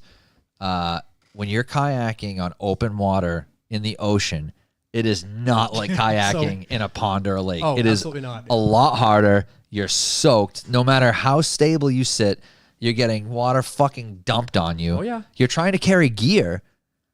Yes. Oh yeah. So- we had a whole ass tent. We had Yep. all of our Yeah. soup. Oh, I'm talking electronics, not even counting gear to just stay there for the night. Oh, we had everything: food, gear, Yeah. everything. And it's probably all fucking soaked. So our kayaks were loaded. So Yeah. And mind you, You have sit on top style or sit inside? So I gave them the sit in Yep. because they have better A stability. little more stable, yeah. I had a sit on. Yeah. So I'm a seasoned kayaker with fishing and doing stuff like that. Yeah, but So still, open water though. I got a little scared, let me tell you, and I've been doing Yeah. it for a long time. But Austin, this was his first time. this was my first time, right? He'd never held paddles. And from the satellite perspective, Yeah. it didn't look very far. It never does. Yeah, you know, if you zoom out enough, it doesn't even look that only far from from here to there to there. England. Yeah, exactly. So initially, Alan's like, "Yeah, it should take us 20 minutes." I'm like, "Oh, I can do that." So we hop in the water, and we're splashing. It's cold, and mind you, it's sunrise. What was the season? This was middle of summer. Memorial Day. Labor Okay, Day? so it was. Labor Day weekend. It was September. So it was warm at least. Oh, The it water was- was warm. Yes. yes, It was warm. Yeah, the water was warm as far as that area of Mexico is concerned. Yes, that's correct. Yeah. So we set off and gorgeous sunrise, right? Yeah. We're just running off, no sleep, full adrenaline. Yeah. We're just in the open water. Yeah. Mind you, there's speed boats, fishing boats, full-blown barges. And they're not expecting to see a kayak where Oh, you're of at. course not. Of course not. And We're Alan, talking Titanic-sized oh yeah, fucking vessels. oh absolutely. And we are a like kayak the size of this table. Yeah. like the boat that your car probably came on, Yeah, exactly. full-blown barge. And the big thing was, And they can't see much of you, I imagine, if at all. oh, we're in black. We have the life vest. That's it. Their kayaks were like olive green. Yeah. So we were just camouflage to them. We were just silhouettes. Yep. So yeah, that traffic that was coming through, because it was a very high traffic area. Yep. Very high traffic area. It's like the main port. So yeah, by the time we got to like the what you would call like the center pass and whatnot, like we had to just be on the lookout. With the three of us, we had enough eyes to know what was coming from what direction. Yeah, so once you get to that point, it's like you're obviously just we got to paddle fast and get through this highway, basically. Exactly, yeah. And it came to one point where I'm just like, all right, we just have to straight shot it from here. We're sweating, covered And in salt water. obviously when you're in the open ocean, if you haven't kayaked, even if you're on a pretty still lake, it does not take much to blow you around. Oh no. And so if the direction of your kayak blows, call it 20 degrees, when your trajectory is a dot island, like you could easily get off course. Yes. Alan was very, very adamant. He was like, "Hey, You have a compass? we did not use a compass. No, we just saw what we had to go. Landmarks. We just, Okay. we have landmarks. Yep. Could you can physically see the body of land from where you started? Oh yes. Okay. Yes. Yep. That's But good at least. It never got further. It seemed. Or closer, rather. Yeah. So he was like, "Hey, he's like, when the waves come, make sure you keep it straight, Yeah. or you'll go. tip over." And I was like, "Awesome." Yeah. Yeah, you have to hit the wave like basically dead on. So yeah. here I am. I'm white knuckling my bros or whatever, and I'm just like, I swear, I don't want to capsize this kayak. Yeah. And that's the back of my mind. I'm looking all the way around, and I'm like, I don't want to flip. Yeah. I'm not a great swimmer. I'm like, I might die. Yeah. I made sure they had life vests, but Austin being, like 6'4", and he was up out of that thing. So like Is there any top heavy, a gust of wind? He probably could have stood up in the water anyway. So like even I was having trouble with that, but I kept yelling to them. I was being like the pep talk. I'm just like, we're almost there, guys. I'm just like, another 10-minute push, and we're gonna make it there. Although they're And full-grown adults, you feel partially responsible because you're the seasoned kayaker of the group. I brought them all the equipment and whatnot, and I just threw them in there. I'm like, let's send it. It'll take 20 minutes, and we're on an hour. It took us an hour and a Holy half. shit. And it's an hour and a half of like paddling. Just paddling. straight. That's not just cruising around on a lake. But I'm going yeah. like you have the adrenaline, like you don't notice it. Yeah. And it takes a lot of fucking work, like muscle wise, like your arms, your back, like it starts hurting real bad. And like these guys, I'm just like, I have the muscle group because I'm used to it, but like, and Corey, he's smaller frame, he was soaring, man, he was doing fine. But like Austin and I hanging back, it's just like, and I felt so bad too. I'm just like, if this is his first kayak experience, he never going to fucking be in a kayak ever again. And that's the thing too, is like we got closer to shore, and I'm just like, I don't even know where we're gonna dock. Yeah. Because it's an island, there's no like designated docking point. Or Yeah, you don't know what the landscape is as far as being able to pull a boat up. You don't know if you're gonna hit a cliff. Yep. So I knew nothing. So all I knew was where to set off from and where to go. Yeah. From who I talked to. I'm like, we'll figure out the rest. So we eventually hit shore. I think an hour and 20 minutes. The sun was well in the sky, and we left at dawn. Where you did hit the shore, were you able to get off right there? Or did you have to like paddle around the island to find a good spot? We got on. We had to drag the kayaks up a ways. Yep. Yeah, you don't want them seen. We hit them in a bush. Yep. And then we set off, and it was wide open. Yep. It was. That place was incredible. Once you got there, it was like, okay, this was kind of worth it. And also, I mean, we shouldn't have even packed camping gear. Really? The place had power, so we Wow. ended up camping inside. So That's crazy. We actually set up a tent and everything. We just kind of hung back, and we were tired, man. That's wild that it had power. Yeah. It was just one of those things like once we got to shore, we just took off every outer layer we had and just like hung it up to dry because we were just absolutely soaked. Yeah. But by the time we got there, knew we were going to stay, it was like, all right, once you're there, it was like a whole, like, You just can kind of relax. Just think of an abandoned city and like The Walking Dead. Like this place was absolutely incredible. And we actually ran into 2 other groups there too, which was wild too. That was surprising. That also kayaked there? No, they took an actual boat. They were smart about it. Yeah. See, smart, but then at the same time, it's like if you're trying to not be seen, That's the thing. an actual boat could be a lot more conspicuous. Oh, yeah. But it was a lot quicker. It took them like 20 minutes. Yeah. But not only that, that's what I thought about. I'm like, if you see a boat on like the shore there, I'm just like, because of their stupidity, we're gonna fall into that. That's what I was thinking is like, you know, if a boat is seen, then obviously they know people. So 2 other groups for that. I was kind of wondering that. How I think they got popular dropped is this off. I think place? they got dropped off. And then Oh, and picked somebody back took up. off. Yeah. And That's it was crazy that's because really like smart. we weren't expecting to run into anybody else there. You know what Yeah, exactly. Were they cool? Yeah. Yeah, Yeah. they're cool. But They're actually fellow people that I follow on Instagram and stuff like that. very surprised to see us, is what it Very, was. very surprised. Yeah, probably wouldn't just know. who You exactly. know what I mean? But Who Yeah, would not a lot of expect? people go to that part of Mexico. Yeah, So. exactly. It was like a 95-degree day too. It was hot. Wow. It was hot. And like, you know, so we spent the whole day there exploring, you know, Yeah. photographing everything, and you know, we were gonna stay up. We'll just call it a state-owned facility. Yep. Sure, let's call it So that. Yeah. The plan was to actually film an episode there. Oh wow. Okay. Because it's rumored to be haunted. There's people that have gone there, you know, with permission to do like investigations and stuff.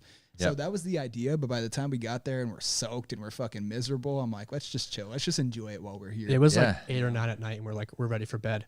Yeah. Which brings up another story. So like, we ended up finding a room, Yeah. and I remember falling asleep, and then all I know is there was somebody banging on the door saying, "Hey, get out of my room." So I remember Alan saying like, "Hey, we gotta go," and I'm like, "What do you mean we gotta go?" Yeah. Oh, I'm like, this we're on an island in the middle of nowhere, And and, they're- there's an and they're angry claiming person rooms. out there. I So- was like, this just doesn't sound like a situation where I want to test it. Yeah. So Yeah. Yeah. you know, because this is after we packed up our tent. We're like, oh, we can just camp out inside. Yeah. So you've already broken the tent down now at this point. yeah. Oh yeah, And Yeah. it's So like, what time was somebody saying you have to go? In the morning? No, this is like 9 at night. 9:30. Yeah. Oh. yeah. Like we're beat. Yeah, crashed in a room, like I said, at that point, and we just found like this one little honey hole of a room. It had power. It had a fan, in it. Extension Yeah, cords, just like it shit had that. chargers, like it had a Yep. couch, a bed, like Wow. mats. So we're like, all right, in a, we'll place, do in a that. place you wouldn't expect to see any other people. We just happen to be in their room. So So I'm just like, Is it that's- someone that frequents this place? It must be. they did the work to set up the room and stuff like that. They actually have okay. in another part of the building. There's a whole part where you can watch movies. It's like a projector, and stuff Wow. like that, or whatever. But so we had to find a new place to Yep. basically camp out. So did you speak to this person and you just leave and not interact with them? I was upset because I was tired. Yeah. I was beat. I had like 2 hours of sleep. Yeah. You know, I've just paddled an hour and a half, Yeah. plus being beat on by the sun all day. So Oh yeah. so we were just like, yeah, like whatever, we'll find another room. Yeah. Ended up Was the finding- person hostile or were they? Yeah. No, I just Not think really. Yeah. no. So It was, we just, it was a smaller guy, and he was kind of having his girlfriend doing all the talking. Yeah. Trying to play cool, but I was like, I just don't have the energy for this. You know, I'm Yeah. not trying to be out in the middle of nowhere. Where Yeah. there's Cool, nobody. man. Your spot. I'm out of here. Whatever, sure. Yeah. You could tell him about your Riptide experience on the way out of there while I go. to the yeah. bathroom. Well, so we ended up finding like 4 cots, moving the cots into some room. Yeah. got a big industrial fan, plugged it in, turned it on. Nice. Basically, we got no sleep. We Yeah. got 0 sleep that night too. So now was for the trek back. Ugh. So wake up, whatever, 4:35, make the walk back down with all of our gear. Yep. We're hurting. We're tired. You get some good photos though? Oh yeah. Yeah. Oh yeah. I can show you some later. Yeah. So get the kayaks, get all set up, and now it's time to go back another hour and a half. Yep. We're feeling it. So the first like Yeah. Doing it on sleep was bad enough, let alone no sleep. So I'm gonna say like the first like 2/3 of the trip back was fine. Yeah. Water was calm. You know, again, another nice sunrise. There weren't many boats on the water Yep. until you know, like we were starting to fight the tide and the current. Yep. And I remember I was using a fly fisherman as a focal point, and I am rowing and Yeah, rowing and yeah. rowing, and I am going backwards. And I'm like, this is so defeating. Yeah. Absolutely defeating. And Corey was just going across the water like nothing. And I'm like, how the fuck? Yeah. He's just cruising, and I'm like, What am I doing wrong? and I'm back with Alan, and I'm just rowing. And I'm like, I was at the point where I was getting ready to give up. Yeah. And like, I just put my arms down. I'm like, Alan, I'm like, this is it. And he's like, dude, you got this. I'm like, dude, I don't have this. I'm like, it's been an hour and 15 minutes, and I haven't moved. Yeah. So eventually, I ended up cutting it short, and I was like, you know what, guys, I'm breaking off here. So I break off early. Yeah. And I ended up bringing the kayak up a rock wall through bushes, and I'm like, just pick me up. And then Somebody's backyard. so I'm on land, and I'm watching them just like book it around the corner, and then I lose sight. Wow. What's the thing is that the point you took off on, you're like, I'm just walking from here, like go on without me. I'm looking, there's like a fence. It's like government property. Keep out. I was like, I don't give a fuck. I'm like, Yeah. I can't. I'm like, I'm at my breaking point. Like, I cannot go any further. I'm like, I there's pay my land here. taxes. This is my land too. Yeah. I paid my bills. My bills are paid. Bills are paid. So I was like, yep. I'm like, whatever. I'm like, hopefully you can pick me up. And he did. So, Yep. and then we did the whole day. We explored the next day, all day. Went to my house, showered, and then it was another full day of adventuring. Nice. Had to Photos. make it up to you. So I'll never ask you to go kayaking ever But again. that's a What a hell of a first experience. that lives in my head, and I'm just like, that was a great trip, regardless of whatever. But Yeah. with the boys, just on our own little private island that not many can see. Yeah. You think that place will remain, or are too many people finding out about it? So it's being worked on. It's being repurposed. I believe they're turning it into a rehab facility. They are turning into a rehab. Oh, okay. And how nice and how much potential this place has. I'm just going to lie about something. I'm going to be like, I got a problem. Send me there. This place is gorgeous. But it's in great shape, Yeah. for what it is, because like not many people can get there. Yeah. So it's not Yeah. It hasn't easily been messed with accessible. too So much. it's just like the ones that are going, maintain it. And, Yeah. But care about it and stuff like that. what I'm So- kind of wondering too is if they do have some facilities there that they leave unattended, if we can get in contact with the people that do the renovation, be like, hey, we're a paranormal group, we heard stories about this place. Like, how would you feel about us, like bringing light to the area, like with an episode or something like that? Well, because that kind of opens, like, it's better to get permission than, try to commit a felony. Well, Yeah. what was weird too is And you like, can use a powerboat to get over there. what was weird too is like half the island was actually used. It looked like a camp. Really? It was yeah, like that was weird. Like kids paintings. All there over was the like place. kids I don't know. paintings, and like there was like a pool outside, and like That's either a really big, like rope cool or course. creepy as fuck because Yeah. maybe the kids weren't really there. Like, Exactly. So the part we were at was like fenced off, all overgrown, but then this part was like freshly mowed grass. Oh, wow. So people Probably- had been over probably with there. like a push mower or something. Yeah. But and I know as recently I've seen videos and pictures of people like on barges bringing over equipment and like tractors and dumpsters and Yeah. So stuff's happening over there. stuff's happening. So it's probably I give it another year or two before it's All done. But if we can investigate there, that's a place that has tons of potential too. So But yeah, and I did tell Alan too. I'm like, next time we go, we're gonna use your boat. Yeah. and David Gwynn's gonna bring us over there and then pick us back up. There you go, David. There's your end. allegedly. Allegedly. Bo can make it to Mexico just fine. Yeah. Yeah, That's right. Yeah, we'll Yeah. be good. Yeah, International waters, there's Yeah. no rules. no one will suspect us at all. No. We look total normal citizens, head to toe in tattoos. Yeah. Open. People take like Just open fly water the for granted. Swedish Like, even when flag. you're No one will bother you. You're even when you're neutral. close to shore, like even being on like a pontoon boat shoreline, like when the waves start coming, like a boat that's not made for open water feels. I was sketchy. terrified. I don't think I told him beforehand. I'm like, I don't like open water. Yeah. But I'm like, I want to go see this so bad. I'm gonna go for it. And I was shitting myself the whole time. I'm proud of you, man. And I was like, I could capsize, I could flip, I could do whatever, and that's it. Yeah, That's but it. if you ever had That's- to do it again, it's that's the easy end of me. now, Right.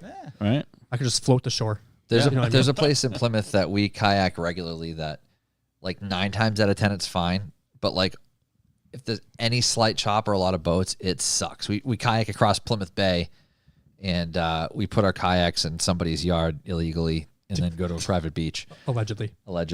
in Mexico. That's fair. But yeah, it's this private beach that you can't drive to. So we kayak across the bay, leave our kayaks in a bush and walk over to the beach. And once you're at the beach, like nobody gives a shit. It's just physically, you just can't drive there anyway. So, so the kayaks are key for it. But yeah, when there's like boats out, it's sketchy. And that's just a bay. Like, Yeah. I say, my neighbor used to have a wave runner, and we used to take it out in his the pond his grandmother lives on. Lots of fun, right? Nice flat calm. You might get a little 1/4-inch chop every once in a while with the winds blowing the right way. And then one day we decided to go to Colt State Park in Bristol, which is the Atlantic. Yeah. And we chucked it in there and went for a ride. We're like, nope, back to the pond we these go. were like- these Fuck were- that noise. This was like nonstop, like 6-foot waves, and I'm like, Yeah. It made, I have so much. Plymouth Bay is high traffic, man. I just It have is, so much sample footage from that whole kayak ride and everything. It would have made such a good episode too. It would have been. You can so make like a little mini episode. That's what I'm thinking. I mean, we made Still like can, we were still making can. we were making reels at the Yeah. time, so I do have like an Instagram reel of like our whole trip there and stuff like that. Yeah. You know, but it'd be cool to share to the page after this. You know, if people want to see it too. But place was definitely rad. I just definitely bummed we brought all of our equipment and didn't yeah, get to like use this it. is Yeah. Yeah. No. When you can't, land is that far away in a kayak. and is that That's far not away, and you okay. just Yeah, have like your that's camera gear and camping gear, and you're just like really in the far water. on a kayak. That should be the episode image. Bring that up. Fuck. I can try to show it to the viewers on the YouTube cam. Holy shit. Yeah. I that can was pull it the up on starting here, point. but- That was me in the middle of the ocean. So halfway across, maybe. Oh. Let me see. Oh, No, we got it. He's back.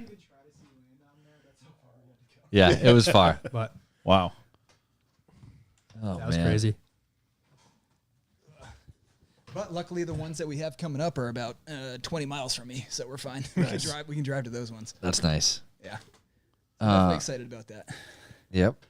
So, what can you tell us about the places coming up? So, to the listeners that are not familiar with the Oliver Estate, what is that exactly? What was it? So the Oliver Estate, so it's a property in Salem. And so I spoke with the woman who essentially oversees this. She's part of an organization that kind of oversees the historical kind of paranormal things about the area in Salem, per se. Yep. She's tied to about 8 or 9 properties. So I spoke with her for a little bit. She's going to tell us more about the history of the house when we actually do the investigation, you know, for the actual episode itself. But what she told us for the paranormal aspect of things, she said that there are 15 active spirits there.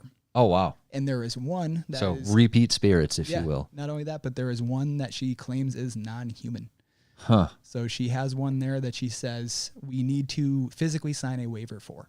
What? Yeah, so she said that there is a waiver we're going to need to sign for this one specific spirit No there. kidding. Yeah, so she was very serious about her, and I don't want to call it her craft, but you know, she like if I had to give her tone in like in a sentence, I would say she sounded very concerned, but she wanted us to be there in order for us to experience it. But she said, but that is at your discretion. Huh. So it definitely sounds like a place that's going to hold a lot of history. So she didn't tell me again, not too much. She just wanted to give me that right up front. She just wanted to say, hey, just want to let you know there is a risk involved here. And I'm over on the other side of the phone cheesing. I'm like, that sounds fun. I was going to say, what do I sign? Do I sign in blood? What do we do here? Exactly. Sounds right up my alley. Exactly. So so with that, you know, when the episode does come out, we're going to be having her giving us most of the history on the place.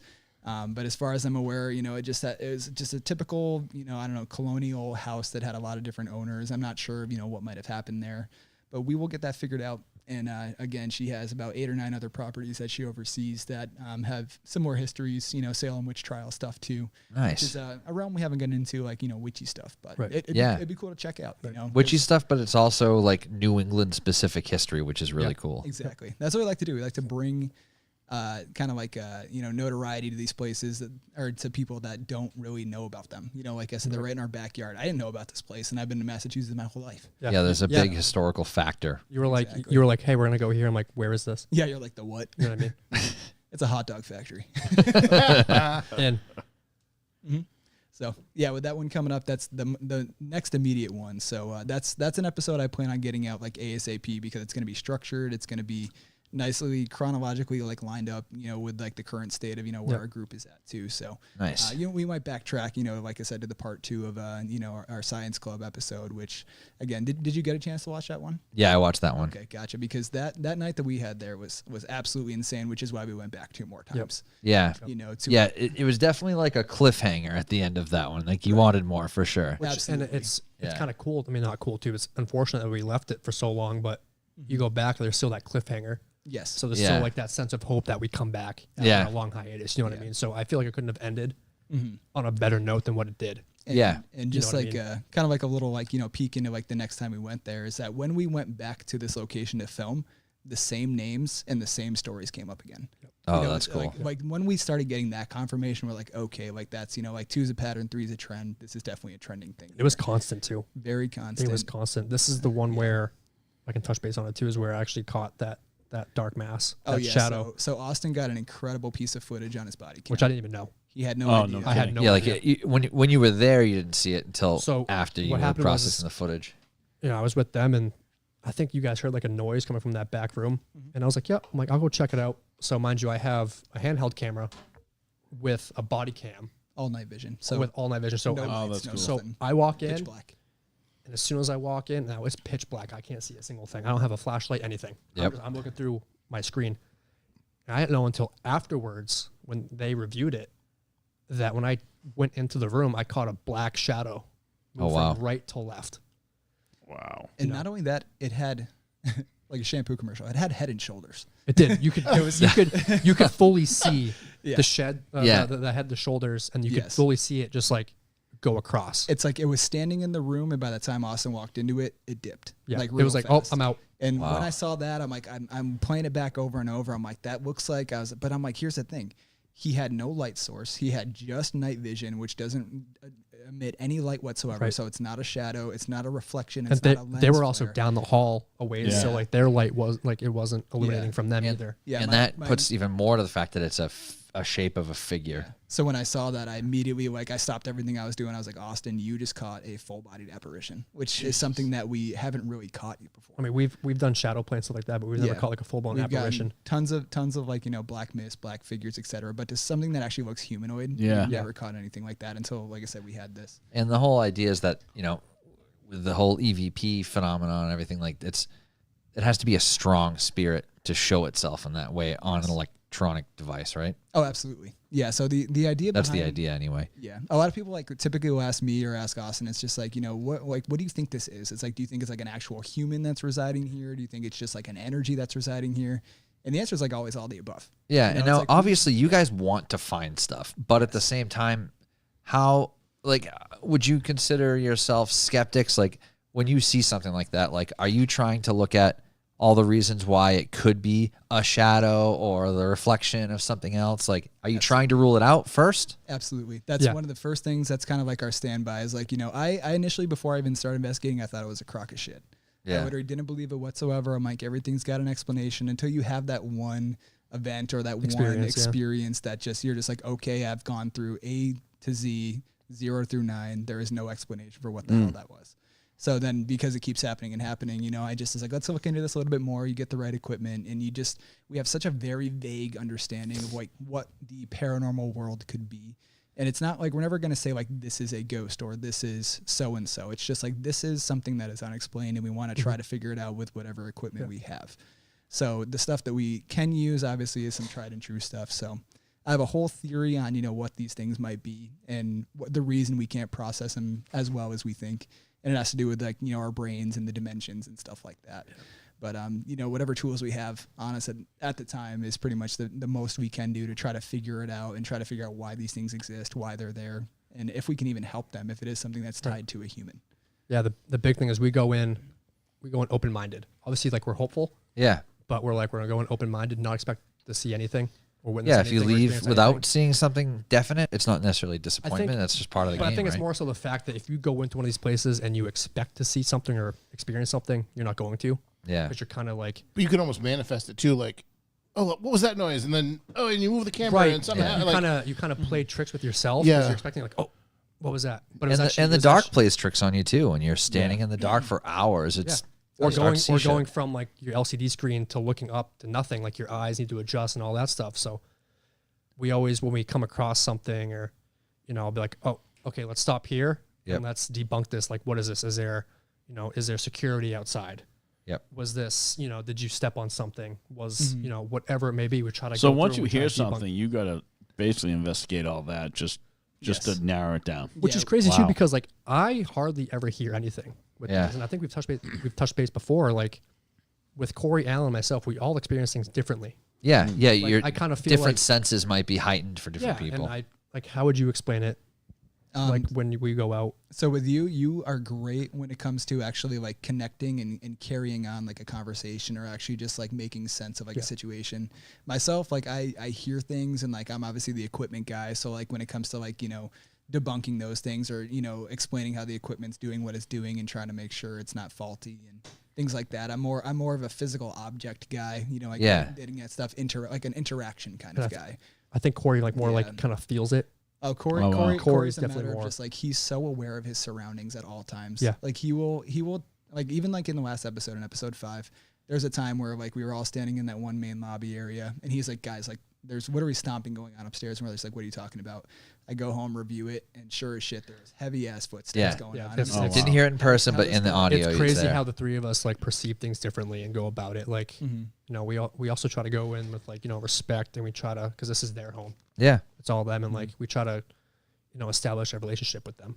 Yep. You know, so you have to establish trust. And, and you can see that throughout the episodes, throughout the years, that we're very respectful, you know, and stuff like that. So I feel like that goes a long way too. Then, you know, you're kind of going in hard headed and, you know, violence. Let's just provoke them. You know what I mean? Like, When you guys go to places and there's no activity, get nothing the whole night. Do you guys ever go back to that place, try it again? We do, absolutely. Or is it the opposite? You have activity, obviously you go again. What if you had no activity? Would you go again for the third time? Like, how do you? I think we've done a little bit of that either way. Because like there's been a situation, there was a theater / bowling alley that we were going to investigate because it's rumored to be haunted. There was an explosion there, killed some people. Oh, wow. And again, it's all allegations and rumors, so we want to see it for ourselves. So I initially went there by myself the first time to get sample footage, B-roll footage, just good stuff for the episode to kind of piece in and put it together nicely. And the whole time I was there doing the sample footage, shit was getting thrown, shit was getting knocked over. I was getting talked to the whole time. And I was like, this is going to be a fucking insane place to investigate. I was like, I cannot wait to get back here. I was telling Austin and Corey all about it by the time I left. And then we went back maybe a week later to investigate. Nothing happened. Nothing. We spent 5 hours. So strange. Yeah, so nothing happened there. And I'm just like, this is a place like we'll just have to come back and try it again because, you know, we're kind of on their time. You know, whatever this stuff is, you know, whether it be energy, a person, a spirit, whatever, it's like they're not always going to be so ready to, you know, communicate and interact with people, you know, from what we've experienced in ourselves. So with stuff like that, are they moving around to different places? Do they stick to where they are? Yeah. Like, it's no one really knows, right? It's all speculation, right? That's what I mean. It's all work. It's all work in progress. You know, there's ideas that there's portals. You know, things can come and go as they please. Yeah. There's ideas of vessels where like a certain doll would be haunted with a single spirit that's attached to it. There's residual energy, which is like a broken record player where it just consistently happens over and over. Crazy. You know, when somebody dies by routine, it just the routine keeps. Probably just like people. Some people stay in one place. Some people travel. Yeah, I guess you're right. Yeah, you know, I think it's based off like routine and also like, you know, being left with only like what you know. Yeah. You know what I mean? It's like they don't know that they pass or whatever, and like they only know. Yeah. If their routine is I get up and I do this, this is what I do. Crazy. Yeah. A lot of the time is like, you know, you'll have witnesses or whatever and be like, oh, like I always see, you know, this silhouette at this time at this place. You know what I mean? Like we're doing SK Pierce Mansion. Yeah. You know what I mean? And like that's another place we're gonna be doing, and you know, they have, you know, is that the one that you guys posted a picture of last? Yeah. We've gone twice to do some like B-roll footage and some investigations and stuff like that. Get some history on it, especially. Get some history on it, and like, you know, like there's rumors of, you know, children's silhouettes in the windows and stuff like that, and you know, at certain times and stuff like that. So it's just kind of like, that place. That's a creepy house. It's a gorgeous Victorian mansion in Gardner, Massachusetts. I was going to say, that's a very Fall River looking house. Oh, it's pretty. It's not too far. Like I said, it's north central Mass, I guess you could say. This place has been investigated by the big names, you know, like Ghost Adventures, Ghost Hunters, etc. It's just very, very known for its paranormal. It didn't look like this then, though. It's been renovated. Yeah, it used to be yellow with red shutters. I want to say something like that. Yeah, and it's been renovated, but the guts of the house is all original stuff. You know, it's also privately owned now too, I believe. Yeah. Yeah, so that was a place. It's basically a museum at this point. Yeah. So you can go, you can buy tickets, you can go see it for yourself also.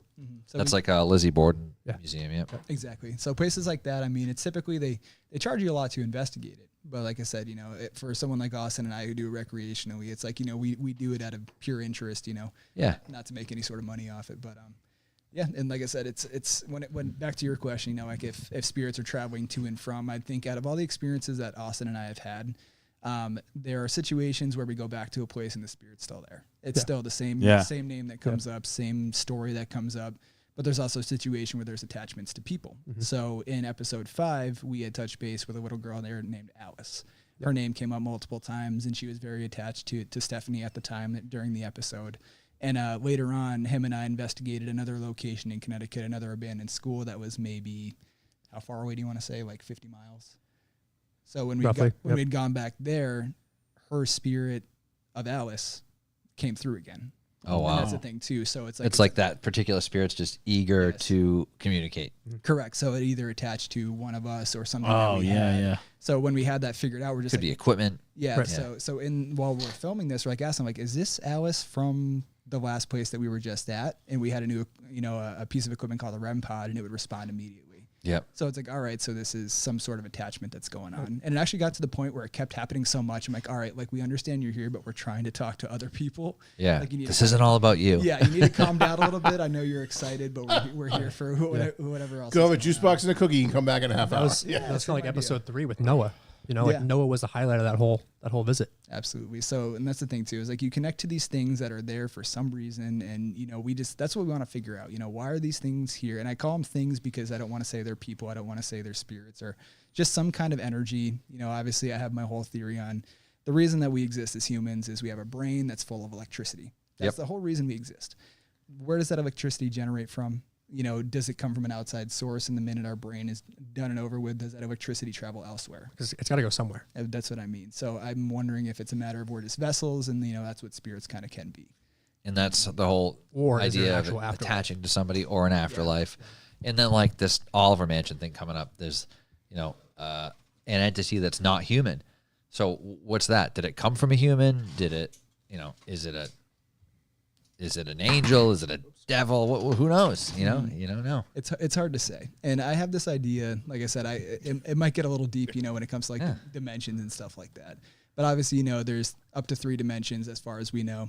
First dimension, a straight line. Second dimension, height and weight. Third dimension, height, width, and depth. Yep. So, like what's beyond that? So obviously our brains, is it a parallel dimension that mirrors this dimension? Right. So that's the thing. So I have this theory that, like with our brains and whatnot, what we're seeing right now in front of me, me talking to you, we're not actually like seeing what's in front of us. Our brain is generating this image. Yeah. It's taking in light. And this is my brain telling me what you look like. Exactly. So your brain is very Matrix-like.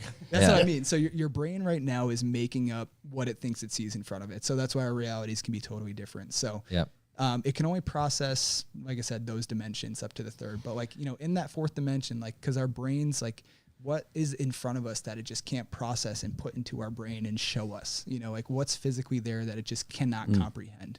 So there's obviously these theories out there with certain scientists, they say that there's up to like 10, 11, 12 dimensions that could exist. And our brains just aren't strong enough to process them. That's that whole, like, you're not using 100% of your brain idea. Same idea. Yeah. So I have this kind of theory that I kind of came up with my own because there's scientists that have theories that the 4th dimension, just past the 3rd, is electromagnetism. And that's essentially everything about a spirit when you're reacting with it. There is so much electric, magnetic, static that's involved with it.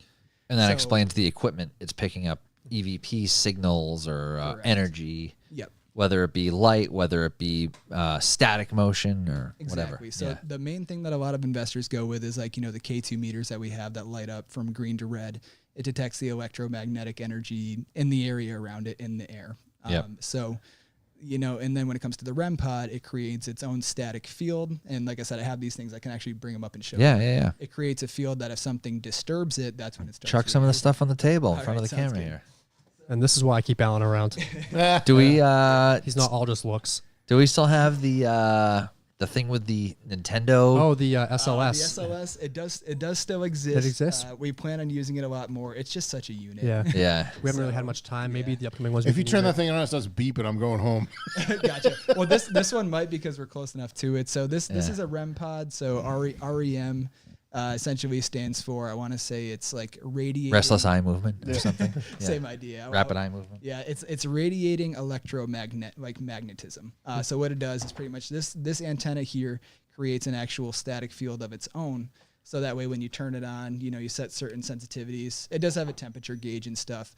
but something has to physically break the static field near it As a perimeter. in order for it to react. Oh, wow. Yep. So when something gets close to it, it starts reacting color-wise.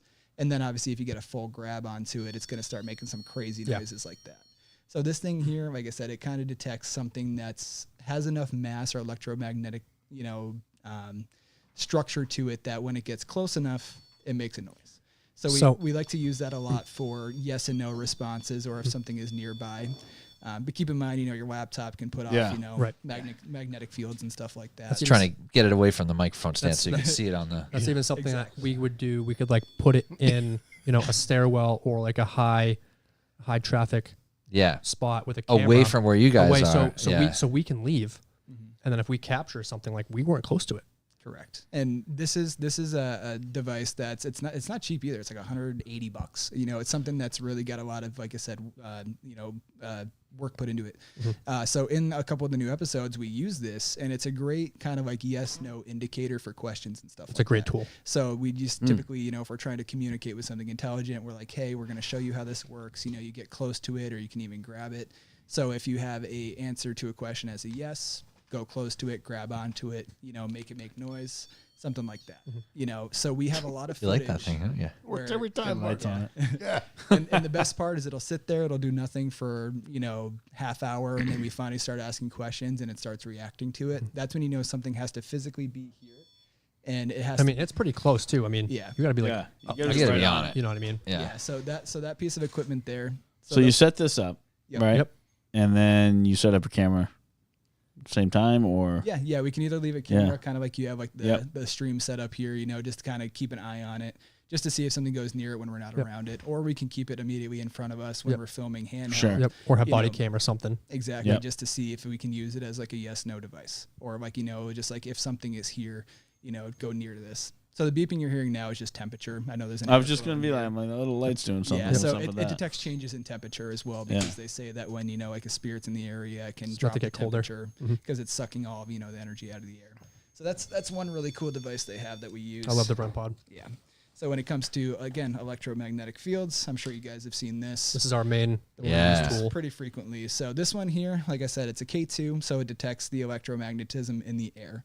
So if you were to take it, you can even pass it down. If you This hold is it the up, most cost-effective tool also. yeah. So if you hold it up to like a TV, so it may even hold up to the screen, you might even get some reaction out of it. No, not even that. So there you go. See how it yeah. changes? The cables. Yeah, when you so- get the cables. So hold it there. So you see how that is a solid light. Yeah, we're a solid yellow pretty It much is at not that point. Yeah. flickering. It's not wavering. That means it's an energy source. It's a and constant and energy it's picking source, up on that. So in the situation where we're investigating, they say that spirits have electromagnetism. So when something is communicating with us, that thing will waver. It just like jumps up to red and jumps back down. And we're in a place like an abandoned building where there's no power whatsoever.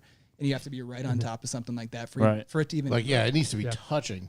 for it to even relatively react. That's something I heavily debunk too, or we debunk too in the episodes Correct. too, is like when something makes that light spike. Yeah, you can't see. I'm holding up against the unlike, PC. It's like 'cause orange now. Like your phone or like the REM pod or any sort of energy can affect that. And- So Right. And the whole reason I wanted to bring this is to show you that it's not easily manipulatable. Like I Right, said, right. It's a matter, and as you can see, you're holding up to power cables that are probably transferring thousands of watts, and it's going to like maybe yellow Yeah, yellow is So- the most. so when you have energy So- that makes it go to red, to red, Which red, we've red, had. Red is like put it to a damn power line. it's like Yeah. in its mouth. You off know what I mean? Off the charts. So with something like Hold that, it up to the light switch and see what that does. yeah, just anything. Like and that's what we do. We'll go to a location. See? So Yeah, so that's 110. So that's straight 110 power. Yeah, exactly. So when you hold it up to that, so see how it's nice and solid, doesn't waver, doesn't flicker. It's an actual source. So we'll go around a location and check for that stuff first. So that way when we're holding it immediately in front of us and it reacts like that, like it jumps and Yeah. does this. when If we're- it's doing that in open air, Yeah. yes, that's especially creepy. yeah, and a lot of these places that are, like I said, abandoned. There's no power, you know, Yep. stuff like that. So we're glad that you can see it that way. So when you watch our episodes, you get a better idea of how it works. Rick V Dub, this is just a good relevant question. I think you've used something like this in the past, the EcoVox app. So there's like Spirit Box is the like- big one that is a that lot of like people know, Spirit right? Talker? Spirit Talker, same, yeah. Same idea, yeah. So I think the way you explained it before, correct me if I'm wrong, is use that in addition to these tools. It's like if these tools are picking something up and then that's picking something up interesting, maybe there's something cohesive to it, but you wouldn't necessarily rely on one of the apps. I was actually very skeptical with that app at first too. Yeah. But they were always using it, but it got to a point where it was almost like ironic. Yeah. Like coincidence. I'm like, wow. I'm like, that went off, but also we got something on the K2 or the REM pod. Yeah. Or we got just something else. So I'm like, huh. If there's something to almost corroboration. corroborate Yes, the idea, it's like that thing's going nuts, then the app goes. Yeah, I would say it's a great helper tool, but I wouldn't solely rely on just the app on your phone. You know what I mean? Yep. It's like having just like a wrench when you need to do engine work. It's like having multiple tools that work in harmony just gives you a better feel for what's going on. So you've used the app on your phone and that's gone off, but nothing else has? There's been situations like that, yeah, because it can give a lot of faulty responses. Like I said, so essentially, how do you determine that? That's the thing. It's like you really got to weed it out. So there's, everything's got its flaws. Every tool has its flaws, and it's again, this is something we're delving into that we essentially know nothing about. Not just me. I mean, like everybody in the paranormal community is trying to figure this stuff out. So with the spirit talkers, they have like what they call the Ovulus, which is pretty much like a device made specifically for that word bank. That one works on basically picking up electromagnetic energy like these do. It assigns it a number, and that number basically transcends into a word bank of thousands of different words, and then that's the word that comes out. So that's how certain Ovuluses work, and sometimes it can be relevant, sometimes it could be just doesn't make sense at all. The one with the app is a little bit different. So that one picks up, like if we were to talk into like an equalizer for audio, you would see the different wavelengths that come up and stuff. Yeah, that's what we got on the screen here and on our stream like thing. So, Right. So some of these apps will basically take decibels lower than the average, volume of which we talk, and try to match that wavelength or that audio length to basically a word bank. To almost translate it. Or a phrase to help translate it. So sometimes in these situations where we get a word, like let's say we ask for somebody's name and like the word like, I don't know, diamond comes up. And it's like, okay, it's like they could have been saying, it's just trying to translate what it thinks that it could have been saying something like Dennis or Desiree, something like that. It's trying to, like I said, get the closest word to what it thinks that the actual wavelength is. So there is some fault to it. Yeah. Some stuff just doesn't make sense. There's also some times where like it'll say something and we kind of, we push it aside. We don't forget about it, but it doesn't really make sense, but then it might happen again. Like I think with like the name Alice, like it popped up, like we kind of ignored it at first and then it came up again. Yeah, it's we're like, too much of a coincidence. And then it happened for a third time. We're like, okay. So then we start using these other tools. What do you like want the to tell me? K2, like, okay, if there's an Alice here, make the light on the K2 change the color. Yep. And then it would. And it's like, okay, now we can further go about it because now we have an Alice. Yeah. Now we have a name. We have something that starts to make sense. Right. Piece it together bit by bit. And who knows, maybe that, whatever that spirit is, has an easier time communicating with the phone app, but it's making it tangible by confirming on those other devices. So it's a great like kind of like helper tool plus like foundation tool to kind of like build the foundation. Yep. And then build off that. It's like a table on roulette. You start working the outside of the table, and then you start moving your way into more specific stuff. Yep. So, and that being said, there it's like like with the devices that we do use, again they can be faulty. They can give us really weird words and readings and stuff like that. And it doesn't necessarily mean it's weird. It just your interpretation of it might not make sense at first. Exactly. And then, like I said, you can double back on it and then be like, holy shit, that makes sense. And there's things that are just like beyond coincidences. So like in our last episode, it was a school that did a lot of radioactive testing on children that were left there. It's very, very fucked up. And like I said, this went on for years. Basically, they poisoned their food with radioactive chemicals just to see how children's bodies would process the chemicals and expel them. Wow. And they tricked them into doing this by telling them.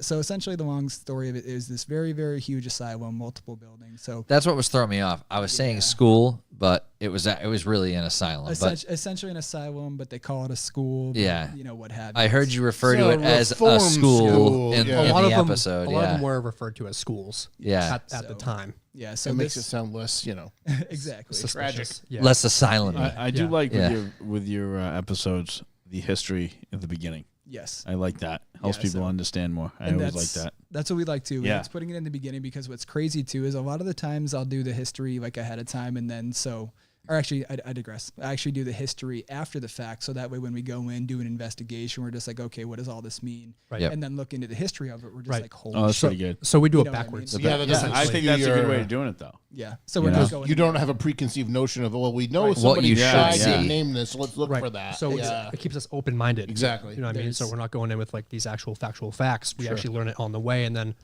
we can go back and look and be like, oh, like this actually happened, or this name. Yeah, you don't want to existed. read a name. Oh, little Timmy fell in a well. Right. Then all of a sudden you hear little Timmy. I mean, Yeah. I'm not saying like and you fixate on it. right. Yeah. I'm not saying don't go with no knowledge. I mean, you can maybe look up a couple things. Maybe Timmy fell in the You know. well. We don't know. Exactly. So, and then there's Yeah. a situation. So the last episode, like this girl Alice, like I said, presented herself as someone very young.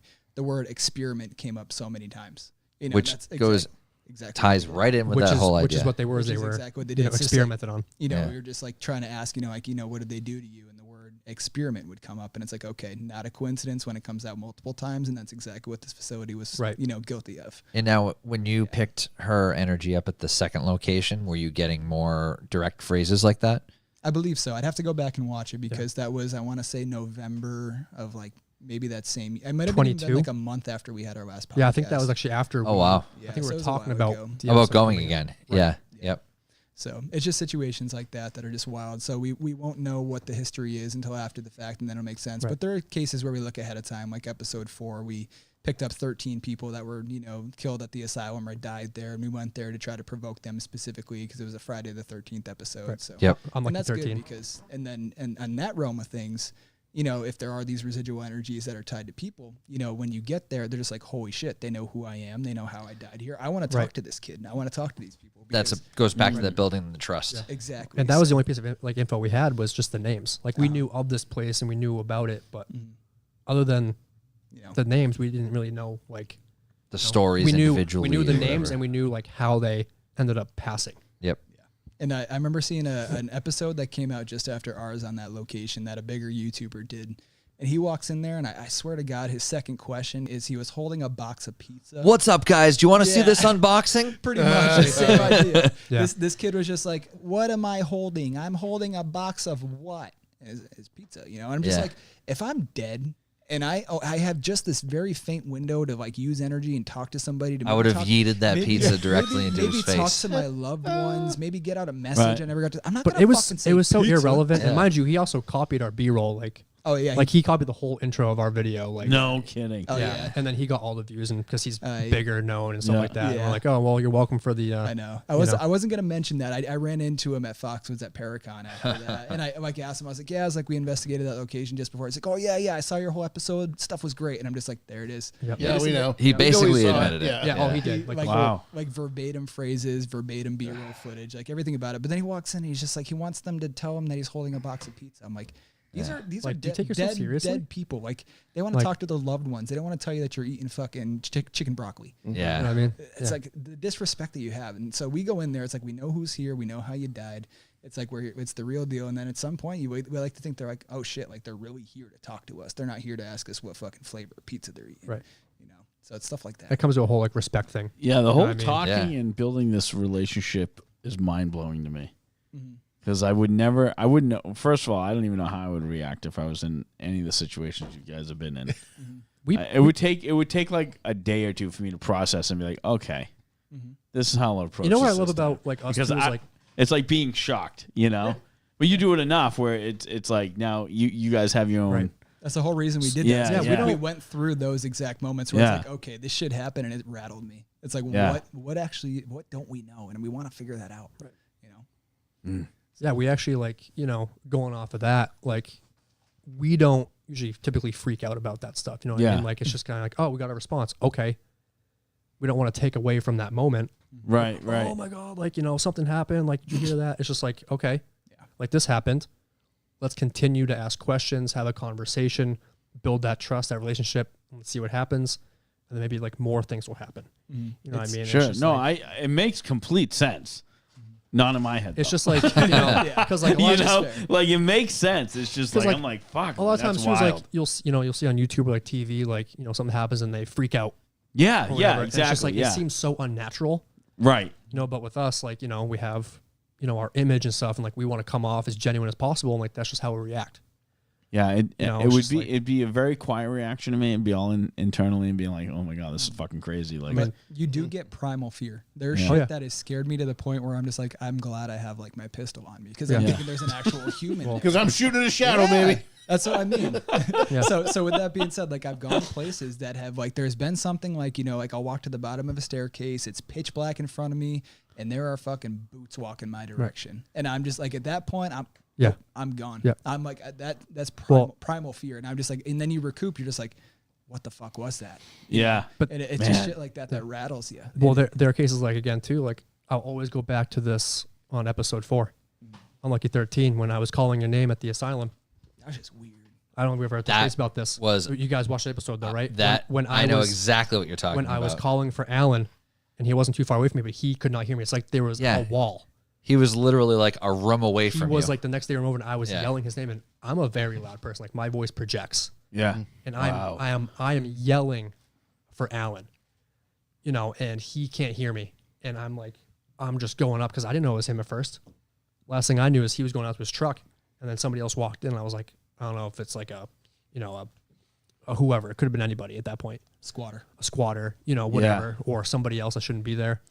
Someone want a granola bar? How's the reactions working? Like, if you bump in, obviously you guys come across squatters and stuff? Not squatters. no. We've come across other explorers, though. Yeah. Especially with the abandoned locations. And friendly interaction. Yeah, usually. I mean, a lot of the community, they're good people. A lot of them don't have great intentions. They just kind of want to go there and destroy the place. Yep. Dude, that's fucked up. Yeah. So a follow up to the Science Club episode, Austin and I went back, and actually the minute we got Ran there, into a group of ran people. into a group of people in the building. We wanted And to they were like, oh, like, investigate. what are you doing? We're like, oh, like, we're setting up for, YouTube. We do paranormal stuff like that. Like, oh, like, that's really cool. Like, can we join in? And we're like, now's not the time. Yeah, it would Yeah. have been like You a know. group of like 9 So, people. like, they would have doing had, this, so it's I'm like, sure they had good intentions, but it's just like, we didn't want them there. You know what I mean? And 'Cause, that like, rules out all the other factors of like, if there was a noise, was it one of these 9 people? Or- Of course, yeah. or- I like that. That's a good thought, though. well, that, and then at that point, there's also the legality of it. Like, if we get caught, and we that don't- heightened your chances of getting we caught don't that we much don't know more. like how they act, whatever. Because like if we I get get it. caught together, like we know how we're gonna act. Yep. We're respectful. Like Exactly. We're very Yeah, upfront, no like, problem. this is what we Yeah, are. yeah, like, I whatever, get like, it.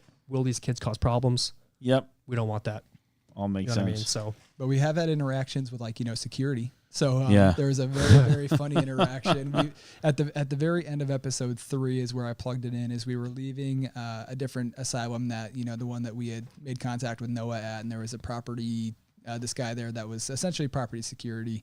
Drove around, make sure people weren't acting up. And he comes up to us and he's real rough and tough about it. He's just like, "Were you guys in the buildings?" And we're just like, "No, what are you talking about?" Of course we were. Yeah. No, what are you talking about? He's like, "Oh no, you were in there. Like, you got. Come on, like, be honest with me." It's like, no, like we're here just taking pictures of the night sky. There's a thunderstorm. It looks kind of cool. He didn't He's buy like, it. He didn't. At first, No, he he was didn't buy just. He was being real rough about it. And like, granted, we were in the buildings, but we're not Yeah. bad people. So I kind of talked him down a little bit. I used my business etiquette. I was like, yeah, no, we're just, we're just taking pictures. But hey, like, can we go in these buildings? He's like, no, you're not allowed to. And it's like, oh, that's fine. And then eventually he's just like, yeah, like we have professionals breaking in. And I was like, Yeah, we played I was dumb. like, professionals? I was like, what do you mean by that? He's like, oh, like they're ghost hunters and they put it on YouTube and stuff. And I'm like, no shit, Yeah, no and, then, way. and then we use that as the No. opener. Now, mind you, I was caught by that guy twice already previously. It's like, And I was like, this guy. Dude, like 6'5". How's he not remember Oh you? my And god. I'm like, oh yeah. I'm like, you called me last time. I was like, what do you mean last time? I was like, you give me a hard time every time I'm here. He's like, I don't know, man. I'm like, He must bump doesn't into care so that many much. fucking people where he oh, doesn't. dude, yeah. every day he doesn't remember. Oh But my I'm like, God. I remember. But for him to say that, be like, yeah, we got professional ghost hunters that break in and man, put it on. still I'm like, no way, that's wild. Good thing we're semi-professional. Weird. Thank you Yeah. very much. Exactly. But even by the end of the conversation, he's super nice. He's like, yeah, have fun, guys. It should be a cool lightning show. Like, he was cool at the Yeah. end of it. Yeah. Yeah. I was It- like, once- I gotta put that in the video. That's so. Yeah. funny. he had come across people that are shitty to him, Yeah. so Yeah, it probably I'm takes sure. a minute Yeah. to break the edge off. Oh yeah. The other thing is too is I do a lot of jobs, and I'm not obviously not doing what you're doing, but like I go to jobs where there's security on site, and they're just by themselves all day. They just want somebody to talk to most of the time. They will start telling you some deep dark secret shit. Like, bro, I'm just here to like work on the building real quick. Like, I don't need to know why your ex Like your whole life story. Like, dude, it's cool. I think they're just lonely sometimes. It's because people don't take security seriously. No, They're like, like you run a cop. Yeah. Whatever. you I mean- guys sitting in a fucking Nissan Altima. Thank you, buddy. Yo, these are really good, by the way. Oh, my best. These are really, really good. Doom Like drips. a liquid strawberry shortcake. Yeah. Oh, Doom Drips? That fuck. I had that at Austin and I are drinking strawberry cream limited edition polar. Nice. I only have one uh, though. I'm driving home. Yeah. My straight edge buddies. Yep. And Alan is cracking the foam and Widowmaker collab Doom Drips. Oh, it's got 0 carbs, 0 sugar, 0 added sugar, 0 protein. Yep.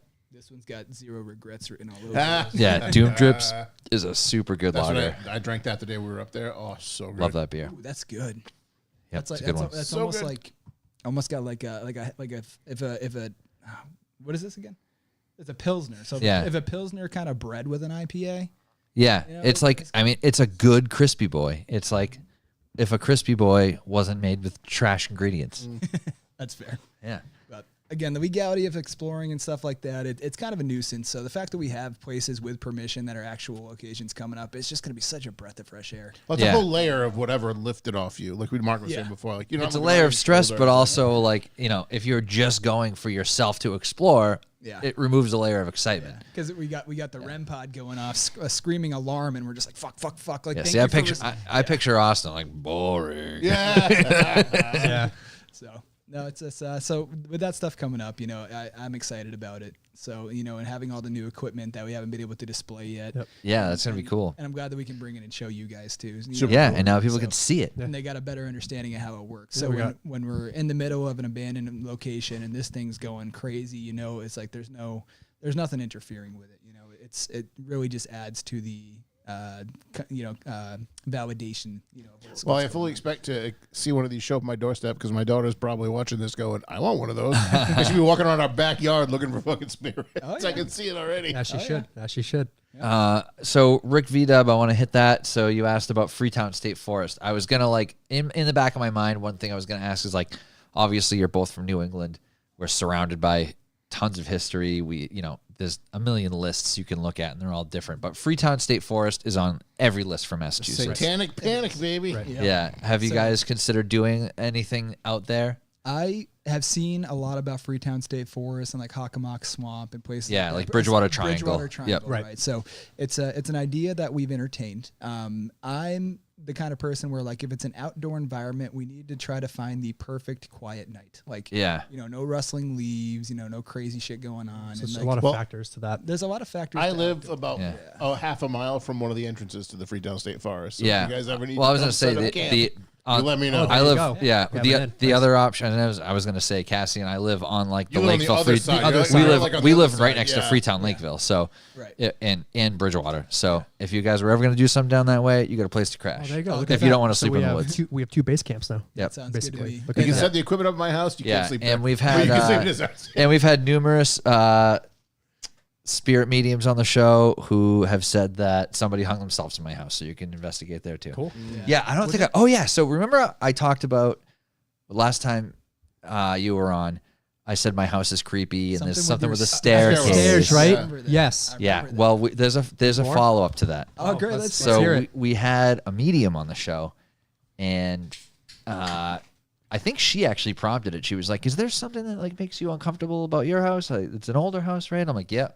And I was like, "There's something weird. Like I've never seen anything, but when I walk out of the upstairs bathroom, there's just something I don't want to look down the stairs." And I never had this conversation with my wife, and randomly I was like, "Hey, has anything ever scared you about the house?" She said, "Not really, except when I walk out of the upstairs bathroom, I don't want to look down the stairs. There's something about looking down the stairs at night with all the lights off." And this medium said, "Oh yeah, somebody died on those stairs. Like I'm picturing a hanging." She was like, "But it's a house. Like how could they hang from the second floor like that? It's not like you have cathedral ceilings, right?" And I'm like, "No." And I said, "But before it was a house, it was a barn." So her theory is when it was a barn, somebody hung themselves from like one of the rafters in the barn. Now, was she aware of your like unconditional fear of the stairs before she said that, or did you like explain this to her after the fact? No, I told her that. Yeah. I think I told her that my wife and I both saw the same thing, but we didn't really. And we told her that the house is old. I But feel that's like really she it. sparked something to make you tell her that in general. I forget what it was. You know what it is? I think she said that she sensed that somebody hung themselves in the house. And then I said, "Well, that explains why from the second story stairs is where I'm seeing something." Imagine just, hey, I think someone hung hung themselves at your house? I don't know. It was something. I'll look into that. But yeah. Either way, it was something. It was something along. But yeah, it makes sense with what we've seen. And then she said that she also sensed that somebody had an accident in the space, and it's it was a barn before. There's who knows, tools or animals. They might not have necessarily hung themselves on purpose. Yeah, it could have been or somebody hung themselves on purpose and somebody fell. Who knows? Yeah. Like I don't know. Oh, and the other thing, while you guys were talking about it, I'm like, Oliver, that something it's not Salem that I'm picturing. In Middleborough, where I live, there is a haunted estate called the Oliver Estate. That's been John, take a second. What? Take a second of where we're investigating Salem. on June 15th. Salem. The Oliver Estate. Yeah, but but not in Middleborough. It's near there. That's the very one we're going to. You're going to this one? We're going to I thought you said you were going to Salem. I don't. It's near Salem. I don't know exactly. No. I live in That's not near Middleborough. Salem.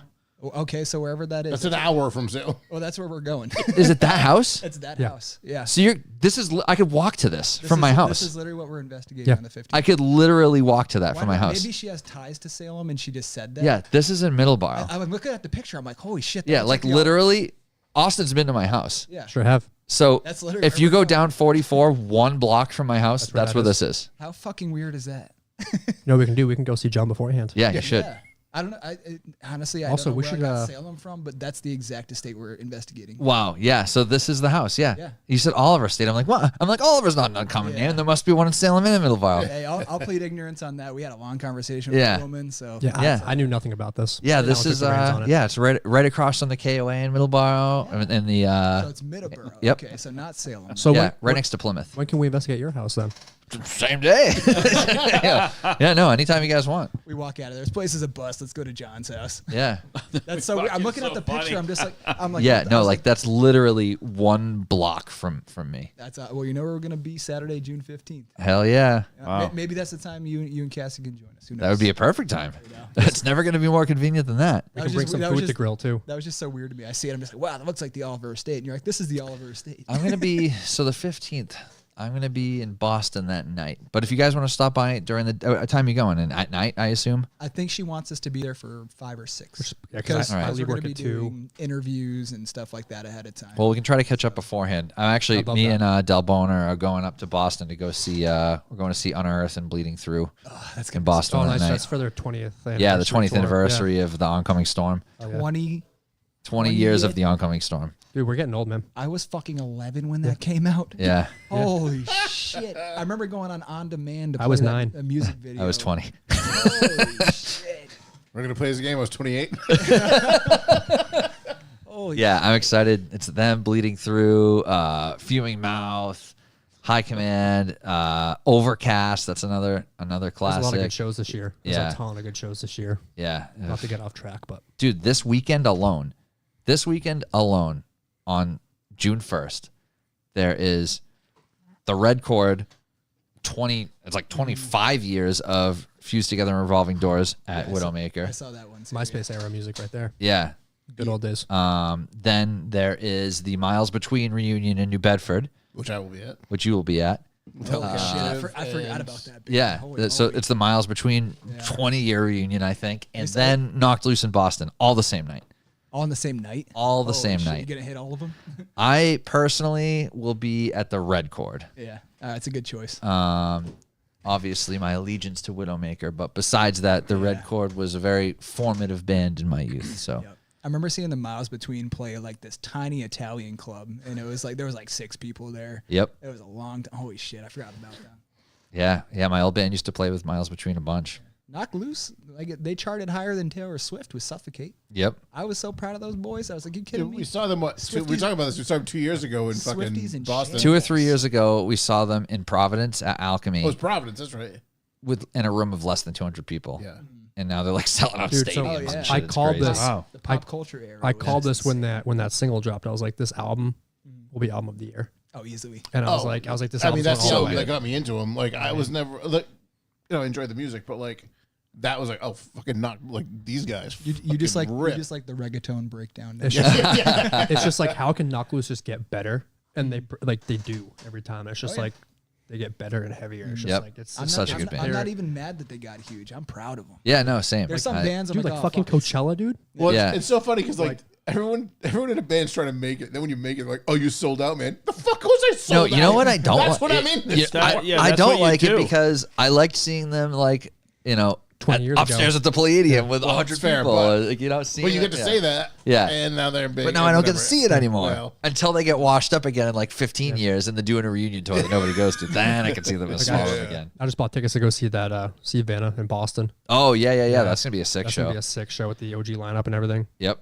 That'll be a good one. So. You're going to get a kick out of this. My next planned show is actually my girlfriend's bringing me and my parents. I'm going to see Kenny Chesney. Hell yeah. That's awesome. Hell yeah, brother. That'll be fun. So she's very y'alternative. You know, Yep. she'll go from Y'alternative is Yeah. the greatest fucking thing. she'll go from Knock Loose to Kenny Chesney. No, that's cool. In a heartbeat. One of my favorite artists ever is, I don't know if you've heard Nikki Lane. So good. It's like outlaw country stuff. I'm sure I've heard it. Dude, it's so good. I've seen her every time she comes to Boston. I go, but yeah, I've got Red Chord the 1st, the 15th is that Unearthed show, and then the 30th.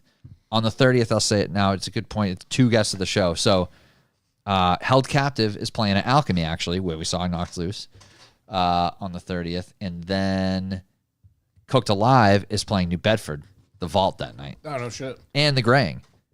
Who's going to be on the show next week? Yeah. So the Grang and Cooked Alive will be at the Vault in New Bedford on the 30th. 30th of And, June. yeah. All right. And then Held Captive will be at Alchemy in Providence, also the 30th of June. You got to pitch the podcast to him, man. Tell him to come sit with you. Who? Any of those. Oh, bands. well, no, a ton of them have been Oh, on. Held Captive's been on. The Grain's Held been Captive's been on, the Grang's been on, and Cooked Alive has been Yeah. on. Fuck yeah, dude. Yep. And there's other ones in there too. Yeah, there's Oh, a yeah. bunch of other Yeah. ones. Shape Throwers playing, I think, that weekend also, down in Plymouth.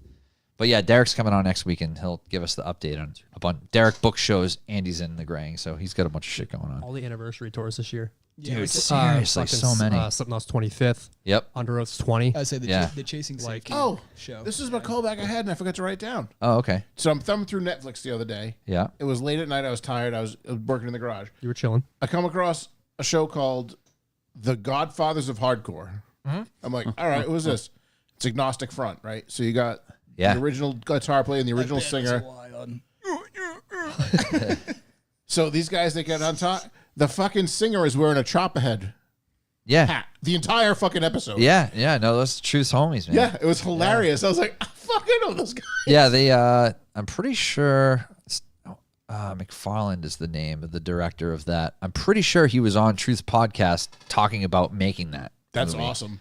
Yeah, It was a really, I had like 25 minutes left, but what a great I plug it all the documentary. time. Check out the Big Truth podcast if you have not listened to it yet. Our friend Big Truth. It has so many good interviews. One of our early episodes. Yeah, he's got his hands in so much shit, and his podcast's awesome. So check it out. Yeah, it was actually a really cool, like that documentary was awesome. Yeah, it's a great It's documentary. So awesome.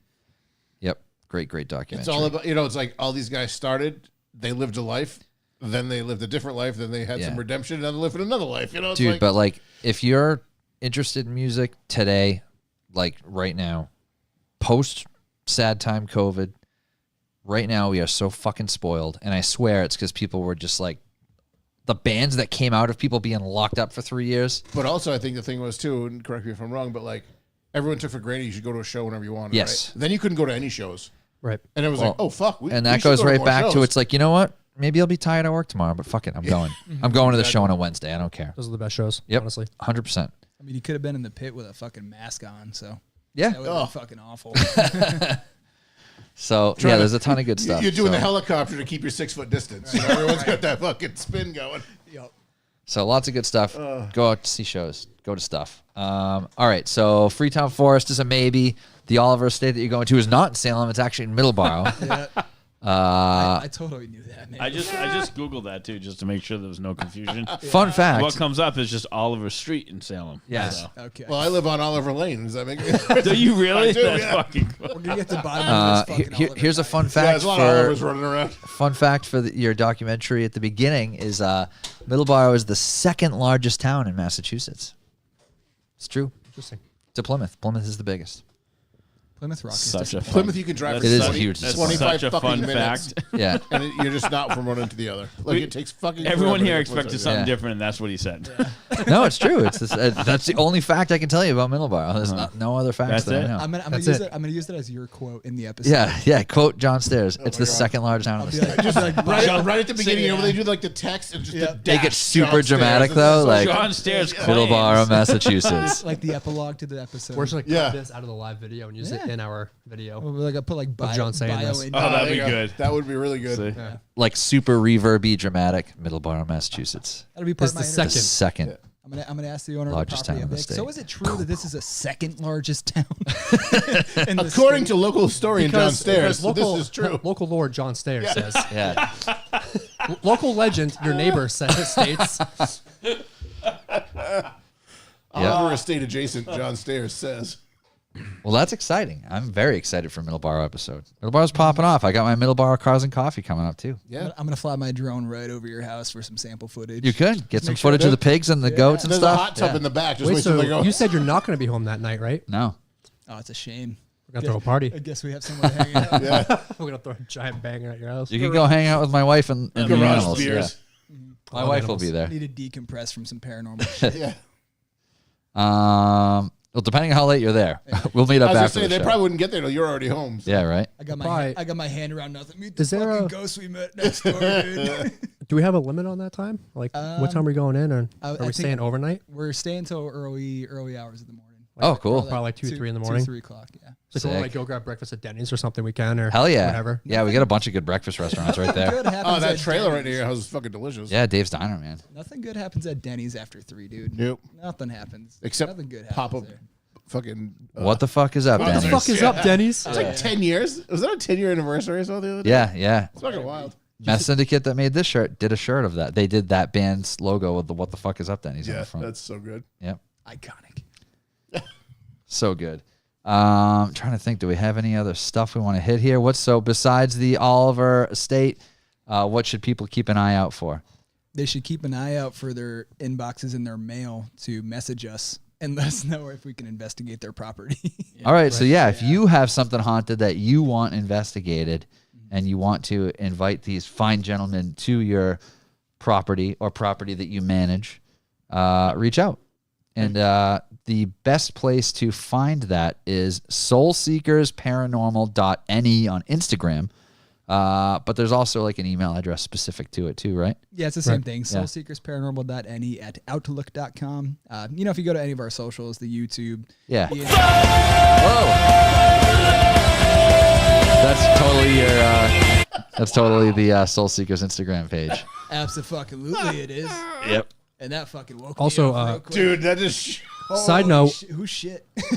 Side note: if you click the link, we also have merch now. You guys can buy. Oh, I thought that was a pre-order. There's still merch up now. So it was a pre-order, but Okay. now it's up forever. Sick. And the funds will go towards future overnights or equipment. Yeah, stuff yeah. Like that. So Travel if you want to rep, you expenses. can grab a hat, grab a shirt, grab a dog bandana, whatever. Nice. Made a little bit of everything. Like I said, that pre-order you're talking about was Black Friday specific. Oh, okay. So we had that one, but now we just got some standard stuff up: T-shirts, hats, etc. Yep. We had these, not this specific windbreaker made, but these dope windbreakers with the Yep. artwork on them. Nice. They go hard, dude. Yeah, they go really hard. Big love back this. logo, big arm logo. Oh yeah, that's dope. Yeah. Oh, of course. That one breaker's for sale. That one's sick. We can make you one. We Like can that. definitely make you one. Yeah. Like I said, stuff like that. And again, it's not for profit. We use that stuff to get, we used our merch sales from the last time to actually do that full spectrum conversion on our camera. Yeah, So yeah. it's like we're not doing it to make money. We're doing it so we can get more It equipment. just and goes do- back into the yeah, Soul just Seekers do and cooler whatever. shit, And so if Perfect. and then again, if anybody else has like an interest or has like a lead on a place and actually wants to go with us, because in Corey's absence, we can take on 1 or 2 people that are interested and do some collabs. But Sick. from here on out, like I said, it's going to be kind of restructured, but obviously still going to stay true to our roots. That's You know, awesome. with the DIY, keep Yep. it documentary Just style. and, super raw. Yep. yeah, not be like the other YouTubers that fucking scream and run around. You're not going to be doing unboxing videos no, in an no, abandoned no, asylum or no, anything. No, just very genuine to ourselves. Just Yeah. That's right, Lisa Marie. She's buying everything. I'm going to buy everything. Everyone should go in there and buy everything. we should just buy everything. One of everything for everybody.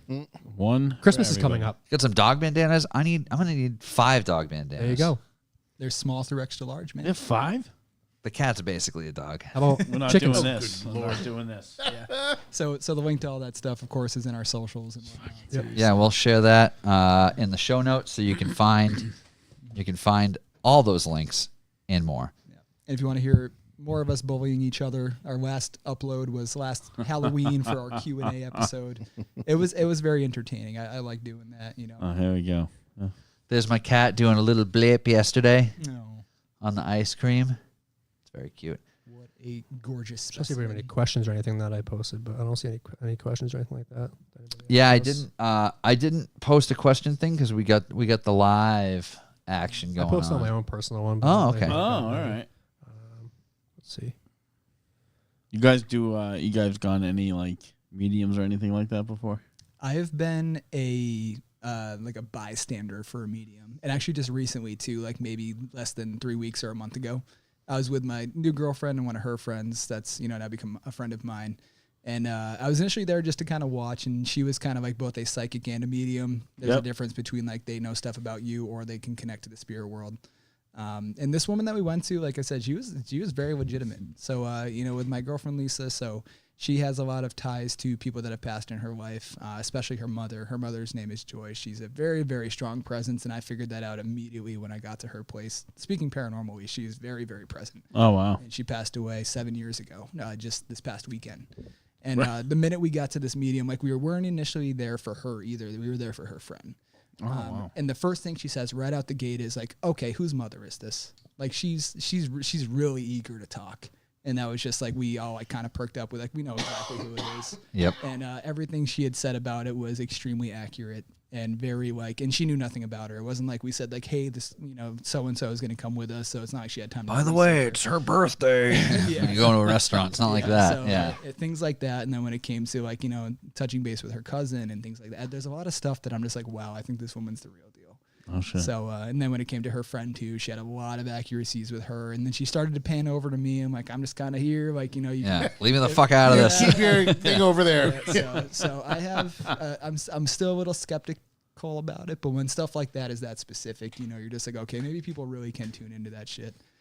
We've had a few on. We've had a couple on, and I've been impressed every time, one way or another. Yeah, They have been oddly specific about some stuff. very crazy. Yeah, Yeah. Been very very cool, interesting, and They're always picking up the DDE here. and truthfully, and truthfully, I wasn't. I had a lot of. I was very Hesitant. hesitant. Yeah, Yeah. You're a skeptic, would you say? yeah. Like a lot of questions, not enough answers, kind of thing. But I've learned a lot, I would say. Is that paint? What is that? This is that tin type thing. I was gonna ask you about I that, just yeah. found the video afterwards, so I'm like, oh, I'll play this quick.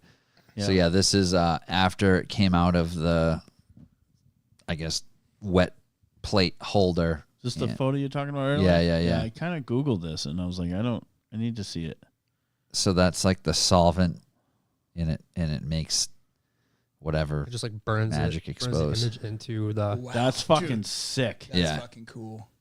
Yeah. What? You guys look so good. Yeah, it's They, crazy. they know. Settle down. They don't. Everybody knows. They don't need any more encouragement. That's cute. Let me find the one that I was looking for, though. So Oh my god. Yeah, that was the one sitting on the log. That was cool. Yeah, so Just a little that's how bump on the log I thought you'd be straddling it. yeah, I had this picture So did something we. different also. So yeah. did we. But you have to sit still for a long time because there was no. Really? There wasn't any off-camera What's lights. a long time? That's true. What's a long time? The exposure. 10 seconds, but without blinking. For me, that's really 10 hard. seconds I is blink a long lot. Time. Really? Actually, You gotta, went like, 10 you gotta seconds not without move. peeing. No blinking. Fucking incredible. Long exposure. Cassie said, "Don't drink a thing Yeah. from the time you wake up until this is over." You were a camel. So he was just. You're fasting for all 2 those days. faces are just dehydration for him. Yeah. No, I blink a lot. Gonna piss sand. You're aware how much you blink, really? Yeah. Yeah, because whenever like there's a family picture, I'm always the one that blinked in It's just the picture. it's always so dark for him. He just can't With see or anything. without a flash? It's like, yeah, you better put this shit on live so you can like scan to the spot where I'm not It blinking. just screenshot it where you're not blinking. Yeah. And then there's the chicken coop we built at Paul and Anna's house. You outdid yourself on that. Yeah, came out pretty good. Happy chickens. I'm very pleased. Happy chicken. Looks like it's in a Happy baseball chickens. field. It is. They're- Field of Dreams was filmed. They're They're a big piece of property. so this whole area is their garden. So the chickens are within the garden. But it's a really cool property. It's a family farm with 200 acres. And there's a few family members that all live on the property, and they've got. Oh, I didn't know that. Yeah, it's like a compound. That's what I mean. I'm trying to be a homesteader. Honestly, the goal is just like this is literally out. Too much work. I want to build a fence and a gate, and everything I need is inside Nah, there. it's too much work. That's like looking out our window in the morning. Yeah, it's that's cool. just like unbelievable. Venison, my man. Yeah. I'm an it's pretty cool. avid deer hunter, so.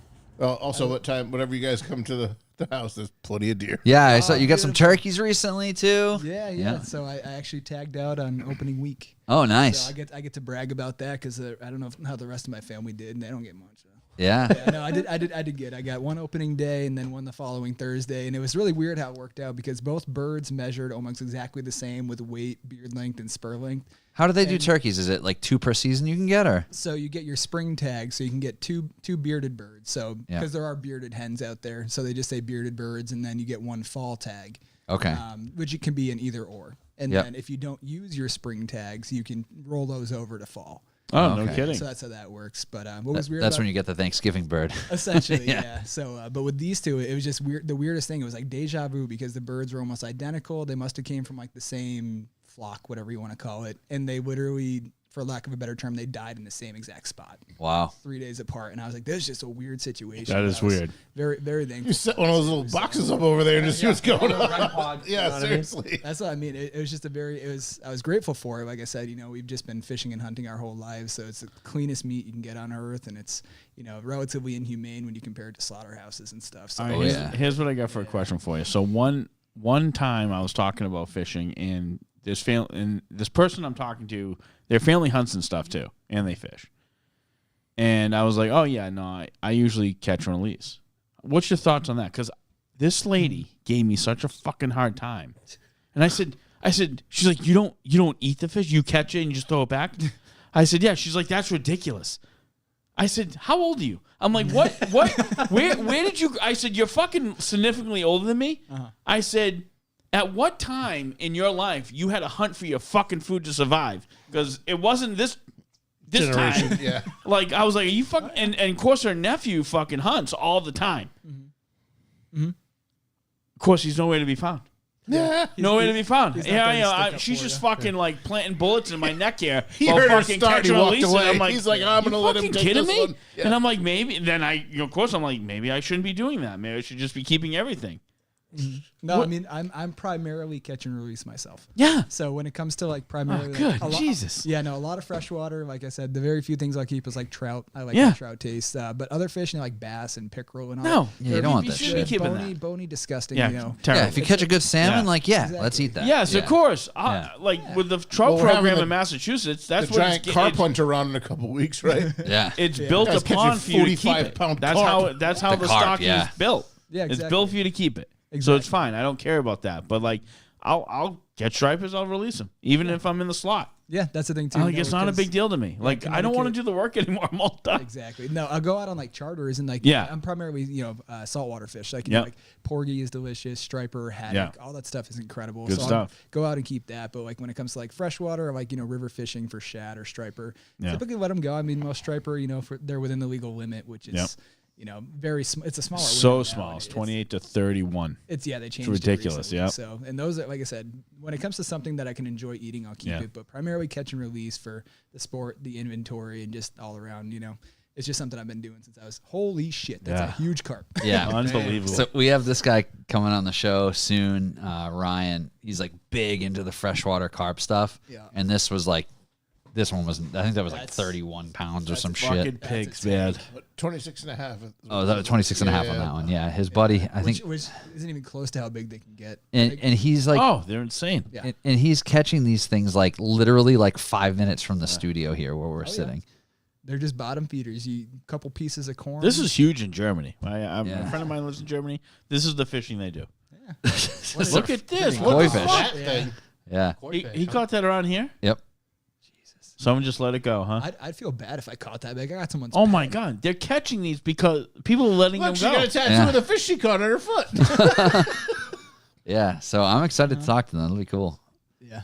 This was this was what excited me. The carp thing excited me a lot because it's just crazy to catch a fish that big in like a little freshwater space. They pull line like crazy too. When you got one of that caliber, that thing's pulling line. You're fighting it for half hour, unless it's lazy. You know, if it's just too fat to move. You know. And the stuff he's catching them on is crazy too. Like he makes his own lures out of like lint from his pocket. Basically flies. It's like that's it. It's like an earring and some bucket lint.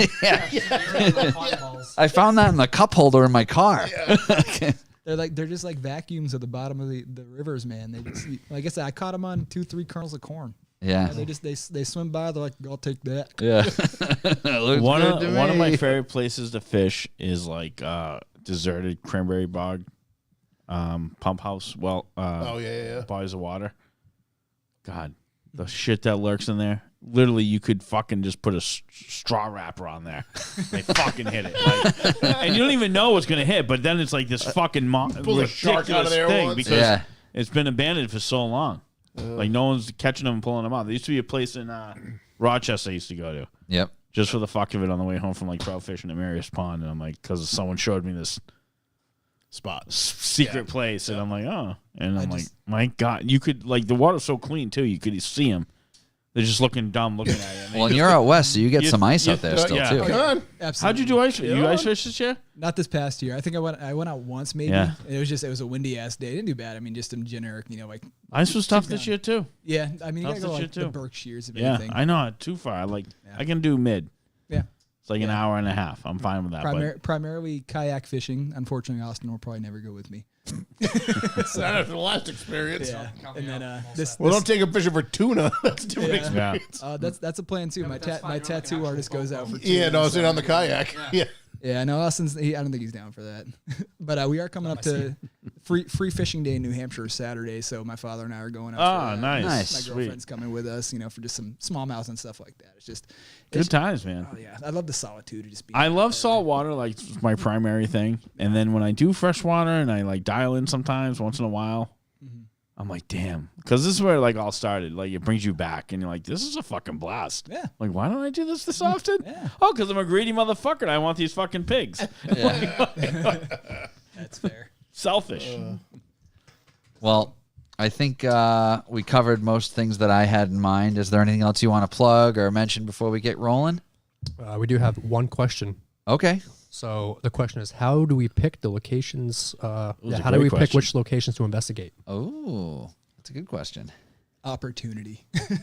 Absolute opportunity. So if something comes our way, we just latch onto it, man, because these spots are so few and far between, especially the ones that don't cost money. I've gotten crazy quotes before. Free is good. Like like there's the USS Warship that's on that port around. I think it's around here somewhere. Fall River. Could be, yeah. Oh, Massachusetts. That big ass warship. That was like they Also 5 investigated minutes that. from my house. Also, yeah. So Yeah. you can investigate. Yeah, a lot of that. people call it a battleship, but it's not a battleship. It's a ship of war. Very different. Exactly. Yeah. So The big Mamie was the. I touched base with them and I let them know. I was like, hey, we're a small group of 3 guys. We just want to investigate for a few hours. And they're like, all right, it's going to be about $1,200 for the night. I'm Yep. like, excuse Oh yeah, me. I mean they charge the Cub Scouts to sleep on those fucking ships. Like they'll take all the money. I'm like, we're just trying to walk in there with a couple cameras. Damn. Pops wants to know where to get those carp.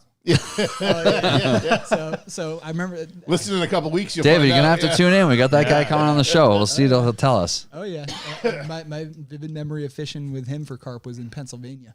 Those Oh, were wow. fucking big ass carp down there, as far as I can remember. But Yeah, no, we don't typically go out for those too often. But he would. it's not good eating, right? He would. He would. He's retired now. He does whatever the fuck He would. wants. Just dragging a 30-pound fish out of some fucking swamp is just exciting, though. Yeah. Oh yeah. I want to fight. I don't want the slug of just laziness. Like I want something to fucking like just ruin my day. Catch it and you kick it like, come on, man. I'm like, yeah. You can do better than this.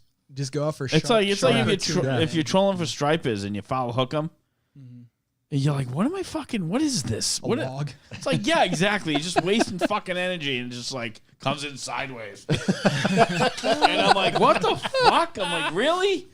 God damn it. You were just swimming by? Like, dude, this fucking guy, man. Now I'm I gotta trying to- keep you because you got it? I'm like, Yeah. what the fuck? Oh, no. we, I went, half filleted you already.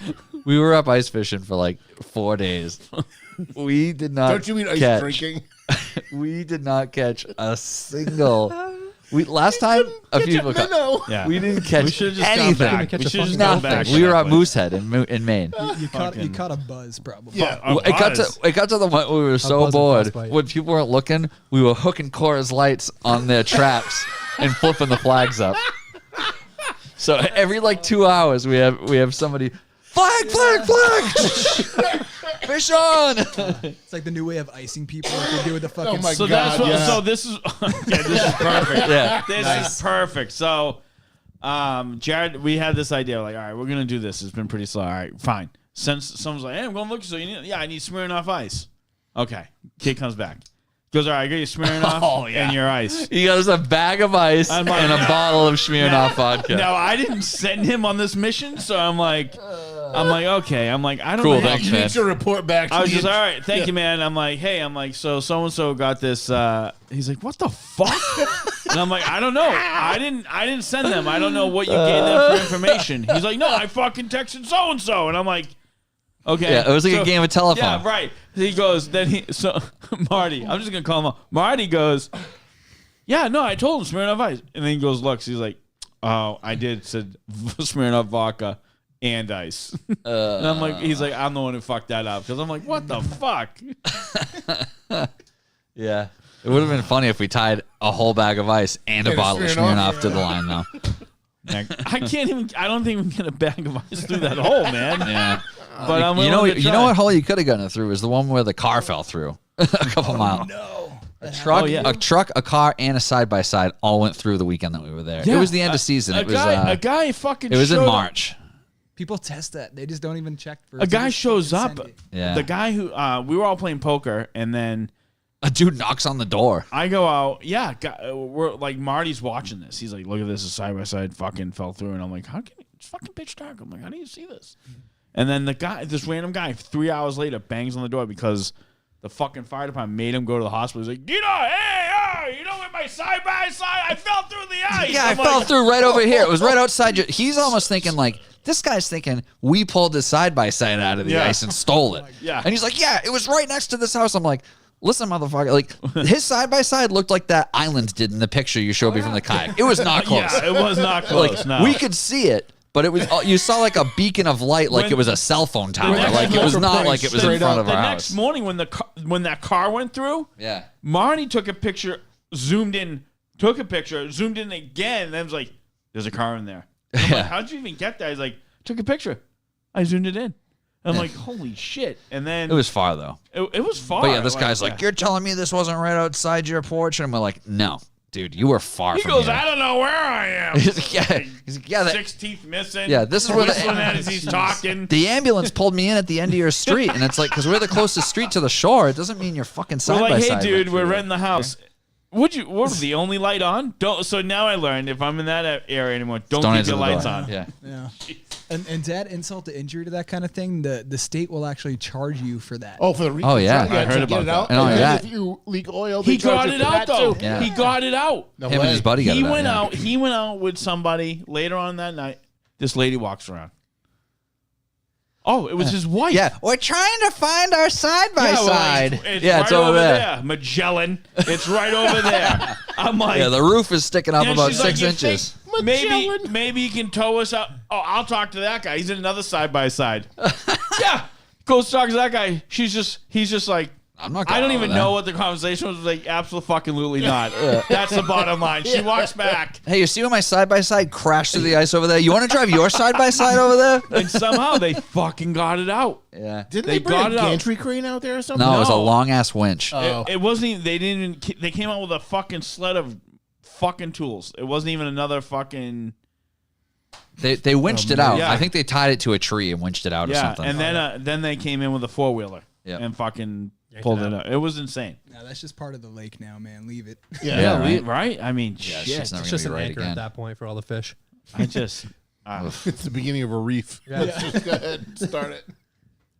So once again, best place to find everything about Soul Seekers is soulseekersparanormal.any, right? That's correct. And he as in New England. Yeah, I was New gonna say, not England. any. You're having me ANY. guessing at this point. I don't even know anymore.